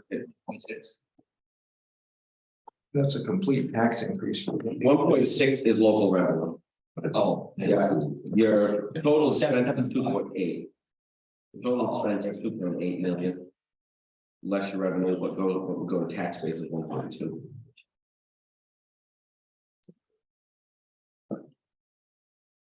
Tell the answer over me, what, between the tipping, excise tax, property tax and what? It's 15% of all revenue. More than that. It's a fiscal load in our audit every year. That's, it might be 15% of our taxes actually. Yeah. 15% of our taxes. What we're gonna use is about 60% of our budget. Ballpark. I mean, you've got a budget of 3 million, say, just for sake of round numbers, and we're gonna put. Could have put. 800,000 against it. Right, so you're knocking off a third of it. You've got 60,000, I think, in excise revenues. $300,000 in property taxes. So they're paying over. So yeah, you know, there's over $1 million between the tipping fee and the other. Yeah. Glad we have a. Yes. Open contingency. Yes. Yes, Yeah. we love you, Waste Management. So. We're taking a couple notes, which was really only related to the library. Yeah.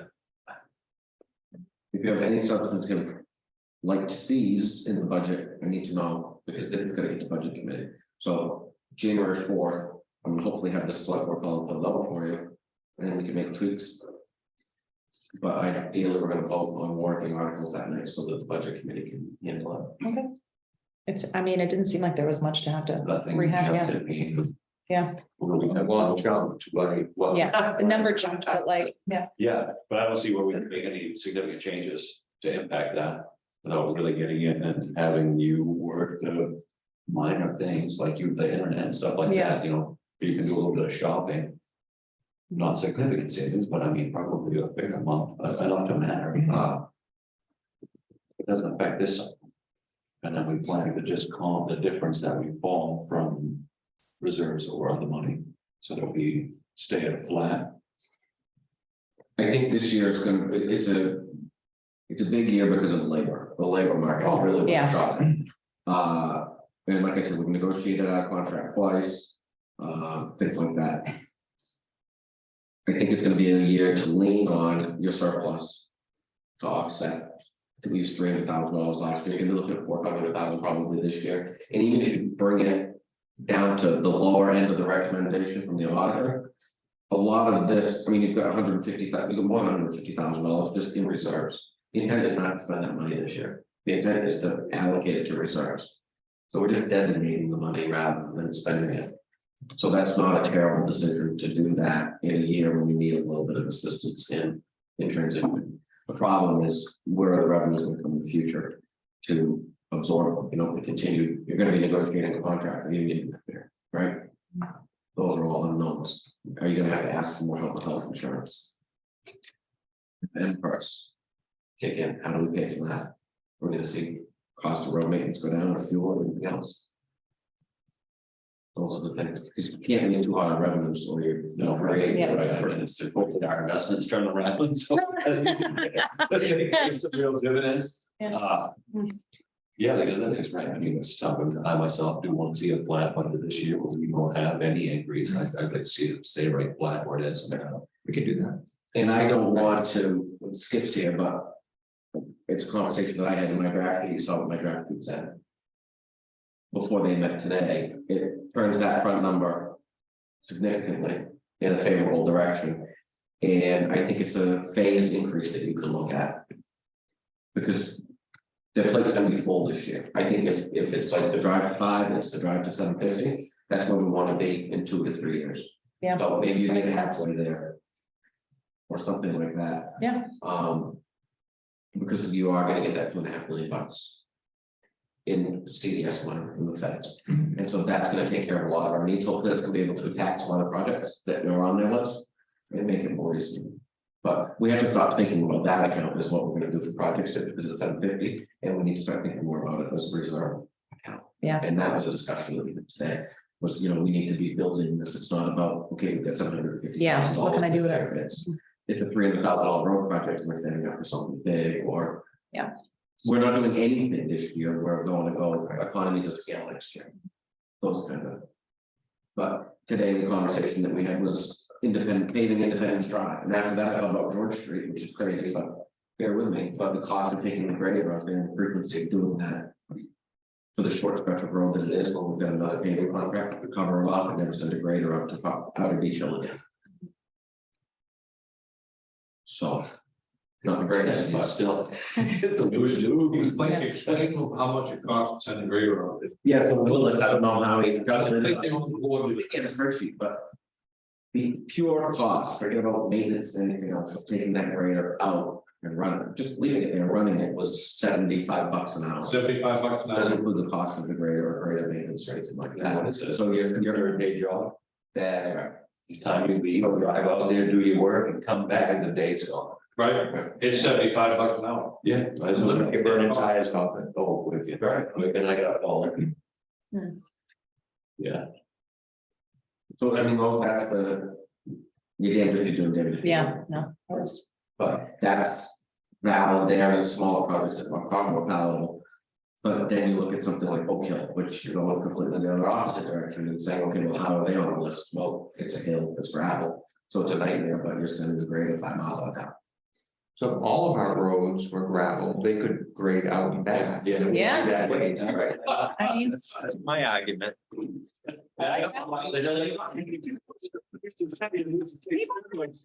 wheel drive. It's Oh, it is tough. If you have any ideas or concerns about the budget, please get back to me. And then we can see. I don't know, I'm trying to write all that down. Okay. Just dictate it. So are we looking for a motion to adjourn? Yeah. So moved. Any further discussion? Seeing none, all in favor, it's everybody. Thank you for the calendar, this is cool.